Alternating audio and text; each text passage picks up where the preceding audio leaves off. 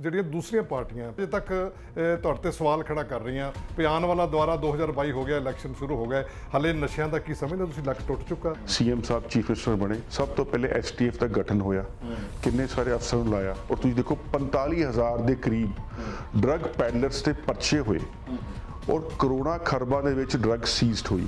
ਹੁਣ ਜੇ ਉਹ ਡਰੱਗ ਸੀਜ਼ ਨਾ ਹੁੰਦੀ ਤਾਂ ਕਿੱਥੇ ਹੁੰਦੀ? ਆਪਣੇ ਸ਼ਹਿਰਾਂ 'ਚ ਹੀ ਹੁੰਦੀ। ਬੀਜੇਪੀ ਇਹ ਕਹਿ ਰਹੀ ਹੈ ਵੀ ਅਸੀਂ ਕਿਸਾਨਾਂ ਦੇ ਹਿੱਤ ਦੀ ਗੱਲ ਕਰ ਰਹੇ ਹਾਂ, ਔਰ ਜਿਹੜੇ ਵਿਚੋਲੀਏ ਆ ਜਿਹੜੇ ਕਿਸਾਨਾਂ ਨੂੰ ਖਾ ਰਹੇ ਸੀਗੇ, ਅਸੀਂ ਉਹਨਾਂ ਨੂੰ ਹਟਾ ਰਹੇ ਹਾਂ। ਕਿਸਾਨ ਸਮਝਦੇ ਨਹੀਂ ਇਹ ਸਿਆਸਤ ਹੋ ਰਹੀ ਹੈ। ਬੀਜੇਪੀ ਕਿਸਾਨਾਂ ਦੇ ਹਿੱਤ ਦੀ ਗੱਲ ਕਰ ਰਹੀ ਹੈ ਤਾਂ ਇੰਨੇ ਸਾਲ ਤੋਂ ਉੱਤੇ ਫਿਰ ਹੋਣਾ ਹੀ ਨਹੀਂ ਚਾਹੀਦਾ ਸੀ। ਤੁਸੀਂ ਵੀ ਦੇਖਿਆ ਕਿ ਕੀ ਕੁਝ ਨਹੀਂ ਹੋਇਆ। ਜੇ ਹਿੱਤ ਵਿੱਚ ਸੀਗੀ ਤਾਂ ਫਿਰ ਕਿਉਂ ਨਹੀਂ ਫੈਸਲੇ ਲਏ ਗਏ?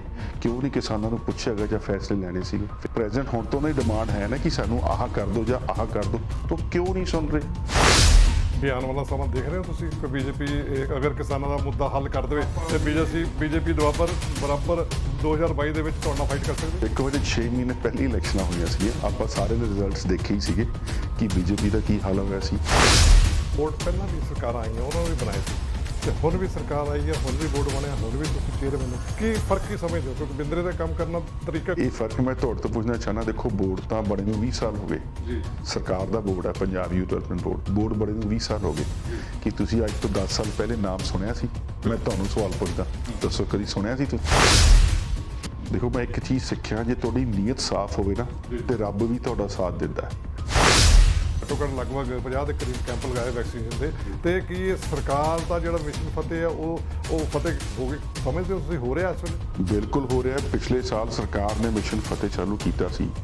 ਸਾਨੂੰ ਸੀ ਕਿ ਅਸੀਂ ਅਵੇਅਰਨੈਸ ਡੋਰ ਟੂ ਡੋਰ ਪਹੁੰਚਾਉਣੀ ਹੈ। ਨਮਸਕਾਰ, ਖਾਸ ਮੁਲਾਕਾਤ ਦੇਖ ਰਹੇ ਸਾਰੇ ਦਰਸ਼ਕਾਂ ਦਾ ਸਵਾਗਤ ਹੈ। ਮੈਂ ਰਜੇਸ਼ ਮਹਿਰਾ। ਅੱਜ ਅਸੀਂ ਇੱਕ ਮਹਾਨ ਸ਼ਖਸੀਅਤ ਨਾਲ ਤੁਹਾਨੂੰ ਰੂਬਰੂ ਕਰਾਉਣ ਜਾ ਰਹੇ ਹਾਂ। ਅਸੀਂ ਇਸ ਪ੍ਰੋਗਰਾਮ ਦੇ ਵਿੱਚ ਹਮੇਸ਼ਾ ਹੀ ਮਹਾਨ ਸ਼ਖਸੀਅਤਾਂ ਨਾਲ ਤੁਹਾਡਾ ਤਾਰੁਫ ਕਰਾਉਂਦੇ ਆ ਰਹੇ ਹਾਂ। ਅੱਜ ਉਹ ਸ਼ਖਸੀਅਤ ਨਾਲ ਤੁਹਾਡਾ ਤਾਰੁਫ ਕਰਾਉਣ ਜਾ ਰਹੇ ਹਾਂ ਜਿਨ੍ਹਾਂ ਨੂੰ ਤੁਸੀਂ ਕਹਿ ਸਕਦੇ ਹੋ ਇਸ ਕਰੋਨਾ ਮਹਾਮਾਰੀ ਵਿੱਚ ਲੋਕਾਂ ਦੇ ਸਮਾਜ ਦੇ ਮਸੀਹਾ ਬਣ ਕੇ ਕੰਮ ਕਰ ਰਹੇ ਨੇ। ਇਹ ਉਹ ਸ਼ਖਸੀਅਤ ਹੈ ਜਿਨ੍ਹਾਂ ਨੇ ਪਿਛਲੇ ਸਾਲ ਕਰੋਨਾ ਮਹਾਮਾਰੀ ਦੇ ਵਿੱਚ ਤੇ ਦੂਸਰੀ ਭਿਆਨਕ ਜਿਹੜਾ ਦੌਰ ਚੱਲਿਆ ਇਸ ਵੇਲੇ, ਦੂਸਰਾ ਦੌਰ, ਉਹਦੇ ਵਿੱਚ ਵੀ ਵੱਧ ਚੜ੍ਹ ਕੇ ਇਹਨਾਂ ਨੇ ਅਹਿਮ ਭੂਮਿਕਾ ਨਿਭਾਈ ਹੈ, ਖਾਸ ਕਰਕੇ ਨੌਜਵਾਨਾਂ ਵਿੱਚ ਤੇ ਸਮਾਜ ਵਿੱਚ ਵੀ।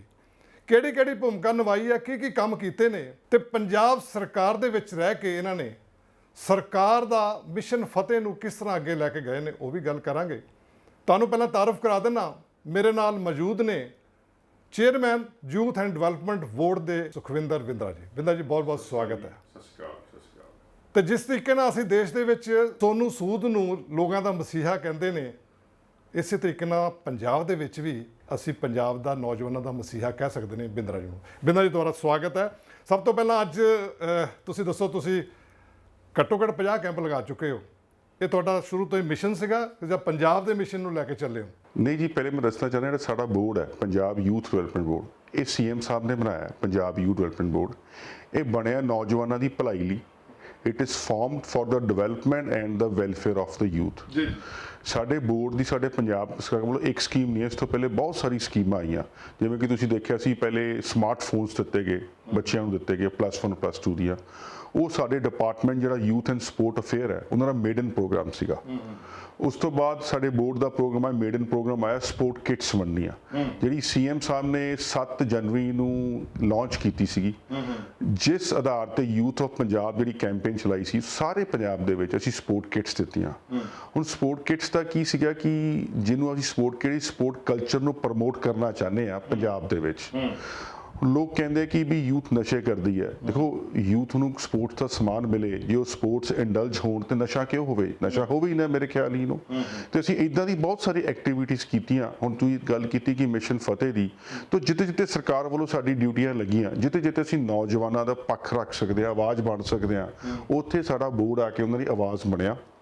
ਔਰ ਡਿਪਾਰਟਮੈਂਟ ਦੇ ਵਿੱਚ ਵੀ ਸਰਕਾਰ ਦੇ ਵਿੱਚ ਵੀ ਨੌਜਵਾਨਾਂ ਲਈ ਜਿੰਨੀਆਂ ਪਾਲਿਸੀਜ਼ ਬਣਦੀਆਂ ਉਹ ਸਾਡੇ ਬੋਰਡ ਅਸੀਂ ਆਪ ਸਾਰੇ ਬਣਾਉਂਦੇ ਹਾਂ, ਰਿਵਿਊ ਕਰਦੇ ਹਾਂ।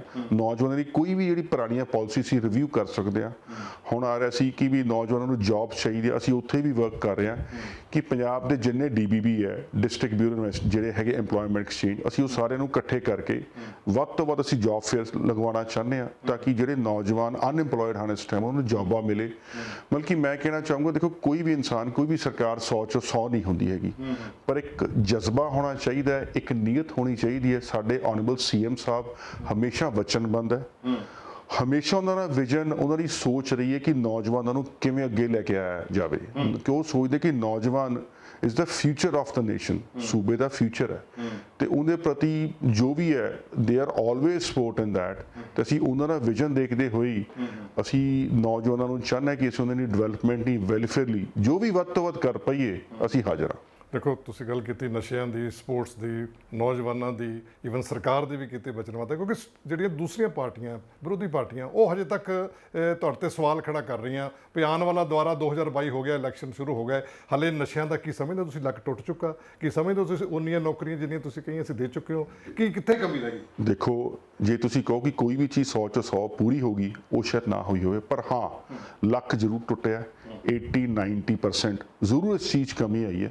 ਤੁਸੀਂ ਮੇਰੀ ਗੱਲ ਨੂੰ ਸਮਝੋ ਕਿ ਪਿੱਛੇ ਸਰਕਾਰਾਂ ਬਹੁਤ ਸਾਰੀਆਂ ਆਈਆਂ, ਹੁਣ ਪੰਜਾਬ ਸਰਕਾਰ ਆਈ, CM ਸਾਹਿਬ ਚੀਫ ਮਿਨਿਸਟਰ ਬਣੇ, ਸਭ ਤੋਂ ਪਹਿਲੇ STF ਦਾ ਗਠਨ ਹੋਇਆ, ਕਿੰਨੇ ਸਾਰੇ ਅਫਸਰਾਂ ਨੂੰ ਲਾਇਆ, ਔਰ ਤੁਸੀਂ ਦੇਖੋ 45,000 ਦੇ ਕਰੀਬ ਡਰੱਗ ਪੈਡਲਰਸ ਤੇ ਪਰਚੇ ਹੋਏ, ਔਰ ਕਰੋੜਾਂ ਖਰਬਾਂ ਦੇ ਵਿੱਚ ਡਰੱਗ ਸੀਜ਼ਡ ਹੋਈ। ਹੁਣ ਜੇ ਉਹ ਡਰੱਗ ਸੀਜ਼ ਨਾ ਹੁੰਦੀ ਤੇ ਉਹ ਕਿੱਥੇ ਹੁੰਦੀ? ਆਪਣੇ ਸ਼ਹਿਰਾਂ 'ਚ ਹੀ ਹੁੰਦੀ। ਤੇ ਜੇ ਉਹ ਡਰੱਗ ਪੈਡਲਰਸ ਨਾ ਫੜੇ ਜਾਂਦੇ ਤੇ ਉਹ ਕੀ ਕਰਦੇ? ਜਿਹੜੇ ਬੰਦੇ ਅੱਜ ਜੇਲ੍ਹ 'ਚ ਹੈ, ਜੋ ਜੇਲ੍ਹ 'ਚ ਨਾ ਹੁੰਦੇ ਤੇ ਕਿੱਥੇ ਹੁੰਦੇ? ਅੱਜ ਉਹ ਸੜਕਾਂ ਤੇ ਡਰੱਗਸ ਵੇਚਦੇ ਹੁੰਦੇ ਨਾ ਜੀ। ਫਿਰ ਉਸ ਤੋਂ ਬਾਅਦ ਕੀ ਹੈ ਕਿ ਸਰਕਾਰ ਨੇ ਦੇਖਿਆ ਕਿ ਅਸੀਂ ਯੂਥ ਨੂੰ ਫਿਜ਼ੀਕਲ ਤੇ ਮੈਂਟਲ ਕਿਵੇਂ ਇਹਨਾਂ ਨੂੰ ਐਨਹਾਂਸ ਕਰੀਏ। ਸਪੋਰਟ ਕਿਟਸ ਵੰਡਣੀਆਂ ਸ਼ੁਰੂ ਕੀਤੀਆਂ, ਅਸੀਂ 2-3 ਡਿਸਟ੍ਰਿਕਟ ਕਵਰ ਕੀਤੇ ਆ, ਲੁਧਿਆਣਾ, ਅੰਮ੍ਰਿਤਸਰ। ਫਿਰ ਕਰੋਨਾ ਆ ਗਿਆ, ਕਿਉਂਕਿ ਤੁਹਾਨੂੰ ਵੀ ਪਤਾ ਪਿਛਲੇ 1.5 ਸਾਲ 'ਚ ਇੰਨਾ ਕੰਮ ਨਹੀਂ ਹੋ ਪਾਇਆ। ਸਰਕਾਰਾਂ ਦਾ ਸਾਰਾ ਧਿਆਨ ਕਰੋਨਾ ਦੇ ਵਿੱਚ ਸੀਗਾ, ਕਿਉਂਕਿ ਜਾਨ ਹੈ ਤੇ ਜਹਾਨ ਹੈ। ਕਿਉਂਕਿ ਪਹਿਲੇ ਲੋੜ ਸੀ ਜਿਹੜੀ ਨੀਡ ਆਫ ਐਨ ਆਵਰ ਸੀ ਕਿ ਇਸ ਦੇ ਵਿੱਚ ਜਾਨਾਂ ਕਿਵੇਂ ਬਚਾਈਆਂ ਜਾਣ, ਤੇ ਉਹ ਜਾਨਾਂ ਬਚਾਉਣ ਦਾ ਉਹ ਕਰੋਨਾ ਜਿਹੜੀ ਮਿਸ਼ਨ ਫਤਿਹ CM ਸਾਹਿਬ ਨੇ ਮੁਹਿੰਮ ਚਾਲੂ ਕੀਤੀ ਹੈ, ਉਹਦੇ ਸਾਰੇ ਲੱਗੇ ਹੋਏ ਆ। ਔਰ ਸਾਈਡ ਬਾਏ ਸਾਈਡ ਦੇਖੋ, ਤੁਸੀਂ ਨਸ਼ੇ ਦੀ ਗੱਲ ਕੀਤੀ, ਜੇ ਹੁਣ ਅਸੀਂ ਸਪੋਰਟ ਕਿਟਸ ਦੇਵਾਂਗੇ, ਹੁਣ ਇੱਕ ਕਿੱਟ ਦੇ ਰਹੀ ਸੀ ਜਿਹਦੇ ਕ੍ਰਿਕਟ ਦੀ ਕਿੱਟ ਹੈ, ਫੁੱਟਬਾਲ ਹੈ, ਵਾਲੀਬਾਲ ਨੈਟ ਹੈ, ਕਿ ਇੱਕ ਕਿੱਟ ਨਾਲ 100 ਬੱਚਾ ਖੇਡ ਸਕਦਾ। ਤੁਸੀਂ ਦੇਖੋ, ਇੱਕ ਤਾਂ ਜਿਹਨੂੰ ਅਸੀਂ ਸਪੋਰਟ ਦਾ ਸਮਾਨ ਦੇਵਾਂਗੇ ਉਹ ਸਪੋਰਟਸ ਨਾਲ ਦੀ ਰੁਚੀ ਬਣੇਗੀ, ਉਹ ਨਸ਼ੇ ਵੱਲ ਨਹੀਂ ਹੋ ਜਾਊਗਾ। ਸੈਕੰਡਲੀ ਦੇਖੋ ਕਿ ਰੂਰਲ ਜਿਹੜੇ ਪਿੰਡ ਹੈ ਉੱਥੇ ਬੱਚੇ ਸਪੋਰਟਸ ਦਾ ਕੋਈ 4-4, 5-5 ਹਜ਼ਾਰ ਦਾ ਕਈ ਯੂਥ ਕਲੱਬ ਇੱਧਰ ਨਹੀਂ ਵੀ ਅਫੋਰਡ ਕਰ ਸਕਦੇ। ਜਦੋਂ ਉਹਨਾਂ ਨੂੰ ਸਮਾਨ ਮਿਲੇਗਾ, ਉਹ ਖੇਲਣਗੇ, ਕੋਈ ਡਿਸਟ੍ਰਿਕਟ ਲੈਵਲ ਖੇਲੇਗਾ, ਕੋਈ ਨੈਸ਼ਨਲ ਲੈਵਲ ਖੇਲੇਗਾ, ਕੋਈ 올림픽 ਖੇਲੇਗਾ। ਦੇਖੋ, ਇੱਕ ਨੀਅਤ ਤਾਂ ਸੀਗੀ ਨਾ, ਨੀਅਤ ਸੀਗੀ ਤੇ ਉਸ ਚੀਜ਼ ਨੂੰ ਚਾਲੂ ਕੀਤਾ ਗਿਆ। ਜੇ ਨੀਅਤ ਹੀ ਨਾ ਹੁੰਦੀ ਤਾਂ ਉਹ ਚੀਜ਼ ਚਾਲੂ ਹੀ ਨਾ ਹੁੰਦੀ। ਮੰਨ ਲਿਆ ਕਿ 100 ਚੋਂ 100 ਜੇ ਸਾਰੇ ਸਾਡੇ ਪੰਜਾਬ 'ਚ 14,000 ਯੂਥ ਕਲੱਬ ਹੈ, ਮੰਨ ਲਿਆ ਸਾਰਿਆਂ 'ਚ ਨਹੀਂ ਪਹੁੰਚ ਪਾਇਆ, ਪਰ ਸ਼ੁਰੂਆਤ ਤਾਂ ਹੋ ਗਈ ਹੈ। ਦੇਖੋ, ਅਸੀਂ ਸਾਡੀ ਪੂਰੀ ਕੋਸ਼ਿਸ਼ ਹੋਊਗੀ ਕਿ ਵੱਧ ਤੋਂ ਵੱਧ ਕਵਰ ਕਰੀਏ, ਔਰ ਅਸੀਂ ਜਿੰਨੀ ਯੂਥ ਦੀ એનર્ਜੀ ਹੈ ਉਹਨੂੰ ਇੱਕ ਰਾਈਟ ਡਾਇਰੈਕਸ਼ਨ ਚੈਨਲਾਈਜ਼ ਕਰਾਂਗੇ। ਬਿਲਕੁਲ, ਮੈਂ ਸਪੋਰਟਸ ਤੇ ਜ਼ਰੂਰ ਇਸ ਤੋਂ ਬਾਅਦ ਆਉਣਾ। ਪਹਿਲਾਂ ਜਿਹੜਾ ਤੁਹਾਡਾ ਸਵਾਲ ਸੀਗਾ ਮੇਰਾ, ਵੀ ਆਮ ਆਦਮੀ ਪਾਰਟੀ ਜਿੱਦਾਂ ਵਿਰੋਧੀ ਪਾਰਟੀ ਹੈ ਤੁਹਾਡੇ ਇਸ ਵੇਲੇ, ਵਿਰੋਧੀ ਧਿਰ ਦੀ ਪਾਰਟੀ ਹੈ, ਉਹ ਹਮੇਸ਼ਾ ਕਹਿੰਦੀ ਸੀਗੀ ਵੀ ਪੰਜਾਬ ਦੇ ਅੰਦਰ 70% ਜਿਹੜੇ ਲੋਕ ਆ ਨਸ਼ੇੜੀ ਹੋ ਗਏ, ਸਾਰਾ ਯੂਥ ਨਸ਼ੇੜੀ ਹੋ ਗਿਆ। ਇਸ ਨੂੰ ਤੁਸੀਂ ਮੰਨਦੇ ਸੀ? ਕਿਉਂਕਿ ਉਹਦੇ ਕਰਕੇ ਹੀ ਜਿਹੜੀ ਸਰਕਾਰ ਆ, ਤੁਸੀਂ ਵੀ ਉਹਦਾ ਮੁੱਦਾ ਉਠਾਇਆ, ਪਰ ਅਕਾਲੀਆਂ ਨੇ ਸਾਰਿਆਂ ਨੇ ਪੂਰਾ ਜਿਹੜਾ ਪਿੰਡਾਂ ਦੇ ਮੁੰਡਿਆਂ ਨੂੰ, ਸ਼ਹਿਰਾਂ ਦੇ ਮੁੰਡਿਆਂ ਨੂੰ, ਸਾਰਿਆਂ ਨੂੰ ਨਸ਼ੇ ਵੱਲ ਤੋਰਤਾ। ਤੇ ਇਹ ਤੁਸੀਂ ਮੰਨਦੇ ਹੋ ਵਾਕਈ ਵੀ ਇਹ ਸੀਗਾ ਵੀ ਤੁਸੀਂ ਉਹ ਲੱਕ ਤੋੜਿਆ, ਜਾਂ ਹਜੇ ਬਹੁਤ ਕੁਝ ਕਰਨਾ ਬਾਕੀ ਹੈ? ਦੇਖੋ, ਲੱਕ ਤੋੜਿਆ ਤੁਹਾਡੇ ਸਾਹਮਣੇ। ਜੇ 45,000 ਪਰਚੇ ਹੋਏ ਆ ਉਹ ਡਰੱਗ ਪੈਡਲਰਸ ਤੇ, 70% ਮੰਨਦੇ ਹੋ ਤੇ ਵਾਕਈ ਬਿਲਕੁਲ ਹੋਇਆ। ਮੈਂ ਤੁਹਾਨੂੰ ਇੱਕ ਇਹਦੀ ਐਗਜ਼ਾਮਪਲ ਤੁਹਾਨੂੰ ਮੈਂ ਆਪ ਦੇਣਾ। ਕਿਸਾਨਾਂ ਦਾ ਧਰਨਾ ਚੱਲ ਰਿਹਾ, ਆਪਾਂ ਸਾਰੇ ਜਾਣਦੇ ਹਾਂ, ਪਿਛਲੇ ਸਾਲ ਤੋਂ ਕਿਸਾਨਾਂ ਦਾ ਧਰਨਾ ਚੱਲ ਰਿਹਾ। ਮੈਨੂੰ ਦੱਸੋ ਕਿ ਉਹਦੇ ਵਿੱਚ ਯੂਥ ਨੇ ਕਿੰਨਾ ਅਹਿਮ ਰੋਲ ਪਲੇ ਕੀਤਾ। ਯੂਥ ਲੰਗਰ ਵੀ ਵੰਡ ਰਿਹਾ, ਉੱਥੇ ਸੇਵਾ ਵੀ ਕਰ ਰਿਹਾ, ਮਨੋਂ ਦਿਲੋਂ ਸੇਵਾ ਵੀ ਕਰ ਰਿਹਾ, ਠੀਕ ਹੈ। ਬੜੇ ਉਹਨੂੰ ਇੱਕ ਡਿਸਪਲਿਨ ਵੇ ਨਾਲ ਰੱਖਿਆ ਵੀ ਹੋਇਆ, ਸਾਰਿਆਂ ਨੂੰ ਸੰਭਾਲਣਾ, ਕੇਅਰ ਕਰਨੀ। ਇੰਨਾ ਲੰਬਾ ਸਮਾਂ ਹੋ ਗਿਆ, ਮੀਂਹ ਹਨੇਰੀ ਕਿੰਨਾ ਕੁਛ, ਤੁਸੀਂ ਕੋਈ ਇਦਾਂ ਦੀ ਕੋਈ ਘਟਨਾ ਸੁਣੀ? ਯੂਥ ਨੇ ਚੰਗਾ ਮੋਰਚਾ, ਜੇ ਹੁਣ ਓਬਵੀਅਸਲੀ ਹੁਣ ਜੇ ਉਹ ਰਿਫਾਈਨ ਹੋਏ ਹੈ ਤੇ ਸਾਰੇ ਆਪਣੀ ਆਪਣੀ ਰਿਸਪੌਂਸਿਬਿਲਟੀਆਂ ਸਮਝ ਰਹੇ ਆ ਸੂਬੇ ਦੇ ਲਈ। ਅੱਜ ਉਹ ਰੀਅਲ ਐਗਜ਼ਾਮਪਲ ਹੈ, ਮੈਨੂੰ ਕੁਝ ਕਹਿਣ ਦੀ ਲੋੜ ਹੀ ਨਹੀਂ ਹੈ। ਦੇਖੋ, ਅੱਜ ਤੁਸੀਂ ਕਿਸਾਨਾਂ ਦੀ ਗੱਲ ਕੀਤੀ, ਅੱਜ 6 ਮਹੀਨੇ ਹੋ ਗਏ, 26 ਮਈ ਅੱਜ 6 ਮਹੀਨੇ ਹੋ ਗਏ ਕਿਸਾਨਾਂ ਦੇ। ਅੱਜ ਉਹਨਾਂ ਨੇ ਕਾਲਾ ਜਿਹੜਾ ਹੈ ਫਲੈਗ ਡੇ ਮਨਾਉਣ ਦੀ ਗੱਲ ਕੀਤੀ ਹੈ ਪੂਰੇ ਦੇਸ਼ ਦੇ ਅੰਦਰ। ਈਵਨ ਉਹਨਾਂ ਨੇ ਕਹਿੰਦੇ ਆਪਣੇ ਘਰਾਂ 'ਚ ਕਾਲੇ ਝੰਡੇ ਲਗਾਓ ਔਰ ਟਰੈਕਟਰਾਂ ਤੇ ਟਰਾਲੀਆਂ ਤੇ ਸਾਰੇ ਦੇ ਕਾਲੇ ਝੰਡੇ ਲਗਾਓ। ਤੇ ਕੀ ਸਮਝਦੇ ਵੀ ਕਿ ਆਪਣੀ ਕਾਂਗਰਸ ਪਾਰਟੀ ਵੀ ਇਸ ਗੱਲ ਤੁਰੀ ਹੈ? ਕਿਉਂਕਿ ਨਵਜੋਤ ਸਿੱਧੂ ਨੇ ਕੱਲ੍ਹ ਹੀ ਇਹਦੀ ਸ਼ੁਰੂਆਤ ਕਰਤੀ ਆਪਣੇ ਘਰ ਤੇ ਝੰਡਾ ਲਾ ਕੇ। ਉਹ ਕਹਿੰਦੇ ਜੀ ਅਸੀਂ ਬਿਲਕੁਲ ਕਿਸਾਨਾਂ ਦੇ ਹਮਾਇਤੀ ਹਾਂ। ਦੇਖੋ, ਇਹ ਫੈਸਲੇ ਲਏ ਜਾਂਦੇ ਸਾਡੇ ਸੀਐਮ ਸਾਹਿਬ ਵੱਲੋਂ। ਜੋ ਸਾਡੀ ਸਰਕਾਰ, ਜੋ ਸਾਡੇ ਆਨਰੇਬਲ ਸੀਐਮ ਸਾਹਿਬ ਫੈਸਲਾ ਲੈਣਗੇ, ਅਸੀਂ ਸਰਕਾਰ ਵੱਲੋਂ ਵੀ ਤੇ ਪਾਰਟੀ ਦੇ ਵੱਲੋਂ ਵੀ ਅਸੀਂ ਸਾਰੇ ਉਹਨਾਂ ਦੇ ਨਾਲ ਆ। ਪਰ ਕਿਸਾਨਾਂ ਦੇ ਹਮੇਸ਼ਾ ਅਸੀਂ ਨਾਲ ਆ। ਮੋਦੀ ਸਰਕਾਰ ਹੈ, ਤੁਹਾਨੂੰ ਵੀ ਪਤਾ ਹੈ ਕਿ ਜਿਹੜੇ ਉਹ 3 ਬਿੱਲ ਹੈਗੇ ਆ ਉਹ ਨਹੀਂ ਕਰਨਾ ਚਾਹ ਰਹੇ। ਅਸੀਂ ਤਾਂ ਹਮੇਸ਼ਾ ਨਾਲ ਹੈ, ਜੋ ਸਪੋਰਟ ਹੋ ਸਕਦੀ ਹੈ ਸਾਡੀ ਸਰਕਾਰ ਨੇ ਹਮੇਸ਼ਾ ਕੀਤੀ ਹੈ। ਔਰ ਜੋ ਵੀ ਆਉਣ ਵਾਲੇ ਟਾਈਮ ਦੇ ਵਿੱਚ ਸਾਡੇ ਆਨਰੇਬਲ ਸੀਐਮ ਸਾਹਿਬ ਕੋਈ ਫੈਸਲਾ ਲੈਣਗੇ, ਅਸੀਂ ਉਹਨਾਂ ਦੇ ਨਾਲ ਆ। ਉਹ ਤਾਂ ਤੁਸੀਂ ਵਿਧਾਨ ਸਭਾ 'ਚ 2 ਵਾਰੀ ਫੈਸਲਾ ਲੈ ਲਿਆ, ਉਸ 'ਤੇ ਪ੍ਰਸਤਾਵ ਪਾਸ ਕਰ ਦਿੱਤਾ। ਲੇਕਿਨ ਤੁਸੀਂ ਇਹ ਦੱਸੋ ਵੀ ਜਿਸ ਤਰ੍ਹਾਂ ਵਾਕਈ ਸਿਆਸੀ ਪਾਰਟੀਆਂ, ਸ਼੍ਰੋਮਣੀ ਅਕਾਲੀ ਦਲ ਕਹਿੰਦੀ ਜੀ ਅਸੀਂ ਪੰਥਕ ਪਾਰਟੀ, ਅਸੀਂ ਕਿਸਾਨਾਂ ਦੇ ਨਾਲ ਆ। ਆਮ ਆਦਮੀ ਪਾਰਟੀ ਕਹਿੰਦੀ ਅਸੀਂ ਹਮੇਸ਼ਾ ਕਿਸਾਨਾਂ ਦੇ ਨਾਲ ਆ। ਔਰ ਤੁਸੀਂ ਕਾਂਗਰਸ ਪਾਰਟੀ ਵੀ ਕਹਿੰਦੀ ਅਸੀਂ ਕਿਸਾਨਾਂ ਦੇ ਨਾਲ ਆ। ਕਿ ਆਉਣ ਵਾਲੇ ਸਮੇਂ ਦੇ ਵਿੱਚ ਕਿਸਾਨ ਤੁਹਾਨੂੰ ਜਿਤਾ ਪਾਉਣਗੇ? ਦੇਖੋ ਜੀ, ਬਿਲਕੁਲ ਅਸੀਂ ਵਾਕਈ ਕਿਸਾਨਾਂ ਦੇ ਨਾਲ ਆ। ਇਹ ਲਹਿਰ ਵੀ ਦਿਖ ਰਹੀ ਹੈ ਔਰ ਜੋ ਸਪੋਰਟ ਕੀਤੀ ਜਾ ਸਕਦੀ ਹੈ ਉਹ ਸਾਰੀ ਸਰਕਾਰਾਂ ਕਰ ਵੀ ਰਹੀਆਂ। ਪਰ ਇਹ ਹੁਣ ਮੁੱਦਾ ਹੈ ਸੈਂਟਰ ਗਵਰਨਮੈਂਟ ਦੇ ਹੱਥ ਦੇ ਵਿੱਚ। ਕਿਵੇਂ ਇੰਨੇ ਚਿਰਾਂ ਤੋਂ ਬੈਠੇ ਹੋਏ, ਸੈਂਟਰ ਗਵਰਨਮੈਂਟ ਨੂੰ ਚਾਹੀਦਾ ਹੈ ਕਿ ਜਿਹੜੀ ਕਿਸਾਨਾਂ ਦੇ ਜਿਹੜੇ ਮੁੱਦੇ ਹੈ ਉਹਨਾਂ ਨੂੰ ਮੈਂ ਕਹਿੰਦਾ ਪ੍ਰਾਇੋਰਟੀ ਬੇਸ ਤੇ ਰਿਜ਼ੋਲਵ ਕਰਨੇ ਚਾਹੀਦੇ ਆ, ਤਾਂ ਕਿ ਉਹ ਵਿਚਾਰੇ ਕਿਸਾਨ ਆਪਣੇ ਘਰ ਵਾਪਸ ਆ ਪਾਉਣ। ਜੋ ਵੀ ਉਹਨਾਂ ਦੇ ਮੁੱਦੇ ਹੈ ਮੈਂ ਅਪੀਲ ਕਰਦਾ ਸੈਂਟਰ ਸਰਕਾਰ ਨੂੰ ਕਿ ਜੋ ਵੀ ਉਹਨਾਂ ਦੇ ਮੁੱਦੇ ਉਹਨੂੰ ਜਲਦੀ ਤੋਂ ਜਲਦੀ ਦੇਖਿਆ ਜਾਵੇ ਔਰ ਉਹਨਾਂ ਨੂੰ ਪ੍ਰਾਇੋਰਟੀ ਤੌਰ ਤੇ ਰਿਜ਼ੋਲਵ ਕੀਤਾ ਜਾਵੇ। ਉਹ ਤਾਂ ਕਹਿੰਦੇ ਕਿਸਾਨ ਜਿਹੜੇ ਹੈ ਉਹ ਉਹਨਾਂ ਦੇ ਲੀਡਰ ਨਹੀਂ ਆ। ਹਰਜੀਤ ਗਰੇਵਾਲ ਜੀ ਕਹਿੰਦੇ ਨੇ ਤੇ ਇਹ ਤਾਂ ਜਿਹੜੇ ਲੀਡਰ ਆ ਉਹ ਗਲਤ ਹੈ, ਇਹਨਾਂ ਨੂੰ ਗੁੰਮਰਾਹ ਕੀਤਾ ਜਾ ਰਿਹਾ। ਅਸੀਂ ਤਾਂ ਕਿਸਾਨਾਂ ਦੇ ਹੱਕ ਵਿੱਚ ਬਿੱਲ ਦਿੱਤੇ ਨੇ, ਸਾਰੀਆਂ ਮੰਗਾਂ ਮੰਨਦੇ ਨੇ ਅਸੀਂ। ਇਹ ਸਾਰੇ ਲੋਕ ਜਿਹੜੇ ਨੇ ਦੂਜੀਆਂ ਪਾਰਟੀਆਂ ਬੀਜੇਪੀ ਨੂੰ ਬਦਨਾਮ ਕਰ ਰਹੀਆਂ। ਅਸੀਂ ਬਹੁਤ ਸਾਰਾ ਜਿਹੜਾ ਕਿਸਾਨ ਦੇ ਹੱਕ ਦੇ ਵਿੱਚ ਹੈ। ਅਸੀਂ ਹੁਣ ਵੀ ਜਿਹੜੀ ਫਸਲਾਂ ਚੱਕੀਆਂ ਉਹ ਕਿਸਾਨਾਂ ਦੇ ਸਿੱਧੇ ਬੈਂਕਾਂ ਦੇ ਵਿੱਚ ਪੈਸੇ ਦਿੱਤੇ। ਇੱਕੋ ਗੱਲ ਦਾ ਜਵਾਬ ਦਊਂਗਾ, ਸਾਰਾ ਜਵਾਬ ਤੁਹਾਡੀ ਸਾਰੀ ਗੱਲਾਂ 'ਚ ਆ ਜਾਊਗਾ। ਮੈਨੂੰ ਇੱਕ ਗੱਲ ਦੱਸੋ, ਜੇ ਮੈਂ ਤੁਹਾਨੂੰ ਕਹਾਂ ਕਿ ਮੈਂ ਤੁਹਾਨੂੰ ਆਹ ਚੀਜ਼ ਦੇਣਾ ਚਾਹੁੰਦਾ, ਤੁਸੀਂ ਮੈਨੂੰ ਕਹੋ ਕਿ ਮੈਨੂੰ ਇਸ ਚੀਜ਼ ਦਾ ਫਾਇਦਾ ਨਹੀਂ ਹੈ, ਮੈਂ ਨਹੀਂ ਉਹ ਲੈਣੀ, ਮੈਂ ਮਜਬੂਰਨ ਮੈਂ ਤੁਹਾਨੂੰ ਫਿਰ ਵੀ ਕਹਾਂ ਫੋਰਸਫੁਲੀ ਨਹੀਂ ਜੀ ਤੁਸੀਂ ਲੈਣੀ ਹੈ, ਤੁਸੀਂ ਲੈਣੀ ਹੈ। ਜੇ ਕਿਸਾਨਾਂ ਦੇ ਹੱਕ ਦੇ ਕੋਈ ਕਾਨੂੰਨ ਬਣੇ ਸੀ, ਜੇ ਕਿਸਾਨ ਕਹਿੰਦੇ ਆ ਕਿ ਸਾਨੂੰ ਇਸ ਚੀਜ਼ ਦਾ ਨਹੀਂ ਫਾਇਦਾ, ਤੇ ਫਿਰ ਆਪਾਂ ਕਿਉਂ ਨਹੀਂ ਕਰ ਰਹੇ? ਮੈਂ ਇੱਕ ਛੋਟੀ ਜਿਹੀ ਐਗਜ਼ਾਮਪਲ ਜਾਣਾ, ਜੇ ਕਿਸਾਨ ਕਹਿੰਦੇ ਜਿਹੜੇ ਤੁਸੀਂ ਸਾਡੇ ਲਈ ਕਾਨੂੰਨ ਬਣਾਏ ਸਾਨੂੰ ਇਸ ਚੀਜ਼ ਦਾ ਕੋਈ ਫਾਇਦਾ ਨਹੀਂ, ਤੁਸੀਂ ਇਹਨਾਂ ਨੂੰ ਕਰ ਦਿਓ, ਰੱਦ ਕਰ ਦਿਓ, ਫਿਰ ਆਪਾਂ ਕਿਉਂ ਥੋਪਦੇ ਪਏ ਉਹਨਾਂ ਉੱਤੇ?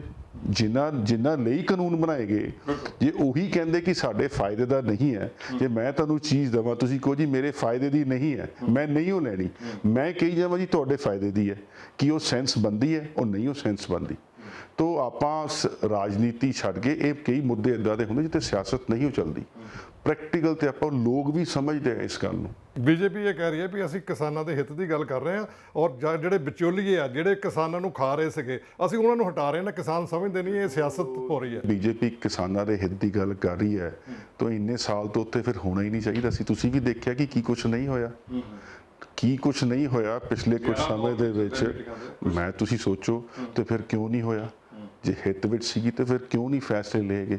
ਕਿਉਂ ਨਹੀਂ ਕਿਸਾਨਾਂ ਨੂੰ ਪੁੱਛਿਆ ਗਿਆ ਜਾਂ ਫੈਸਲੇ ਲੈਣੇ ਸੀਗੇ? ਫਿਰ ਹੁਣ ਵੀ ਕਿਉਂ ਨਹੀਂ ਲਏ ਗਏ? ਜੇ ਕੁਝ ਪਾਸਟ ਵਿੱਚ ਹੋ ਗਿਆ, ਹੁਣ ਤਾਂ ਬੈਠੇ ਆ ਨਾ ਪ੍ਰੈਜ਼ੈਂਟ, ਹੁਣ ਤੋਂ ਨਹੀਂ ਡਿਮਾਂਡ ਹੈ ਨਾ ਕਿ ਸਾਨੂੰ ਆਹ ਕਰ ਦਿਓ ਜਾਂ ਆਹ ਕਰ ਦਿਓ, ਤਾਂ ਕਿਉਂ ਨਹੀਂ ਸੁਣ ਰਹੇ? ਉਹ ਸੂਬੇ ਦੀ ਸਰਕਾਰ ਨੇ, ਉਹ ਤਾਂ ਸੈਂਟਰ ਦੀ ਸਰਕਾਰ ਕੋਲ ਹੈ ਪਾਵਰਾਂ, ਤੇ ਉਹ ਕਰਨ ਫਿਰ ਇਸ ਗੱਲ ਨੂੰ, ਉਹ ਕਰਕੇ ਸਗੋਂ ਆਪਣੀ ਐਗਜ਼ਾਮਪਲ ਕ੍ਰੀਏਟ ਕਰਨ ਕਿ ਦੇਖੋ ਜੀ ਅਸੀਂ ਕਿਸਾਨਾਂ ਦੇ ਹੱਕ ਦੇ ਆ।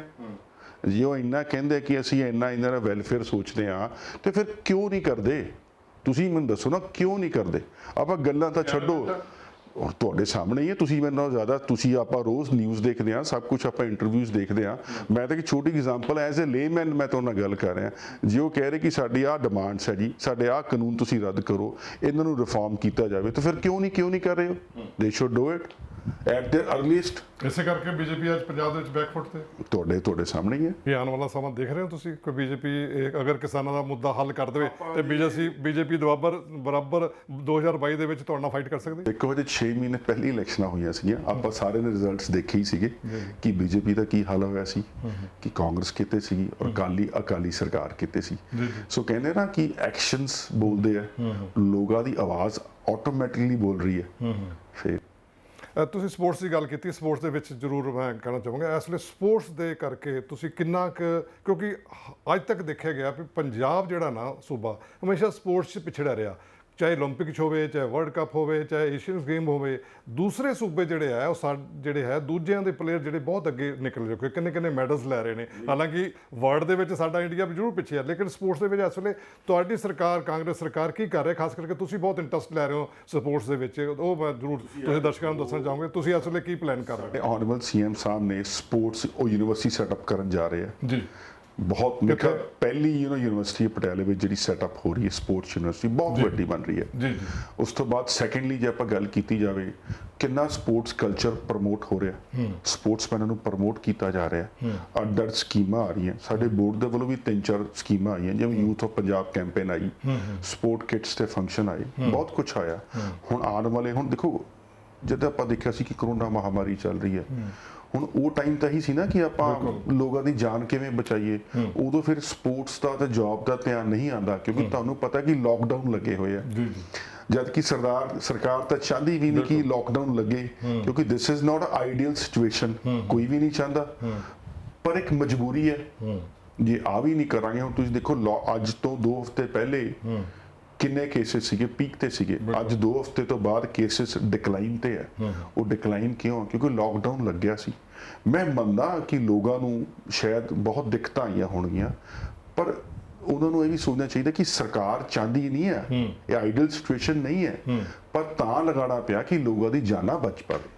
ਤੁਸੀਂ ਲੋਕਡਾਊਨ ਦੀ ਗੱਲ ਕੀਤੀ ਹੈ, ਕਰੋਨਾ ਮਹਾਮਾਰੀ ਦੀ ਗੱਲ ਕੀਤੀ ਹੈ, ਖਾਸ ਕਰਕੇ ਅਸੀਂ ਦੇਖਿਆ ਵੀ ਤੁਸੀਂ ਪਿਛਲੇ ਸਾਲ ਵੀ ਤੇ ਹੁਣ ਇਸ ਸਾਲ ਵੀ, ਪਹਿਲਾਂ ਤਾਂ ਵੈਕਸੀਨ ਨਹੀਂ ਸੀ ਆਈ, ਉਦੋਂ ਵੀ ਤੁਸੀਂ ਲੋਕਾਂ ਦੇ ਘਰਾਂ 'ਚ ਆਪਣੇ ਤੁਹਾਡੇ ਯੂਥ ਨੂੰ ਲੈ ਕੇ ਤੁਸੀਂ ਬਹੁਤ ਸਾਰੇ, ਮੈਂ ਦੇਖਿਆ ਤੁਸੀਂ ਖਾਣਾ ਵੀ ਪਹੁੰਚਾਉਂਦੇ ਸੀ ਘਰਾਂ 'ਚ, ਲੇਬਰਸ ਨੂੰ ਵੀ ਬਹੁਤ ਸਾਰਾ ਯੋਗਦਾਨ ਦਿੱਤਾ। ਤੇ ਇਸ ਸਾਲ ਵੀ ਤੁਸੀਂ ਘੱਟੋ ਘੱਟ ਲਗਭਗ 50 ਦੇ ਕਰੀਬ ਕੈਂਪ ਲਗਾਏ ਵੈਕਸੀਨੇਸ਼ਨ ਦੇ। ਤੇ ਕੀ ਇਹ ਸਰਕਾਰ ਦਾ ਜਿਹੜਾ ਮਿਸ਼ਨ ਫਤਿਹ ਹੈ ਉਹ ਫਤਿਹ ਹੋ ਗਏ ਸਮਝਦੇ ਹੋ ਤੁਸੀਂ, ਹੋ ਰਿਹਾ ਇਸ ਵੇਲੇ? ਬਿਲਕੁਲ ਹੋ ਰਿਹਾ। ਪਿਛਲੇ ਸਾਲ ਸਰਕਾਰ ਨੇ ਮਿਸ਼ਨ ਫਤਿਹ ਚਾਲੂ ਕੀਤਾ ਸੀ, ਸਾਨੂੰ ਸੀ ਕਿ ਅਸੀਂ ਅਵੇਅਰਨੈਸ ਡੋਰ ਟੂ ਡੋਰ ਪਹੁੰਚਾਣੀ ਹੈ। ਅੱਜ ਤੁਸੀਂ ਦੇਖੋ ਲੋਕੀ ਮਾਸਕ ਯੂਜ਼ ਵੀ ਕਰ ਰਹੇ, ਸੈਨੀਟਾਈਜ਼ ਯੂਜ਼ ਕੀਤਾ ਜਾ ਰਿਹਾ, ਸੋਸ਼ਲ ਡਿਸਟੈਂਸ ਮੇਨਟੇਨ ਕਰ ਰਹੇ।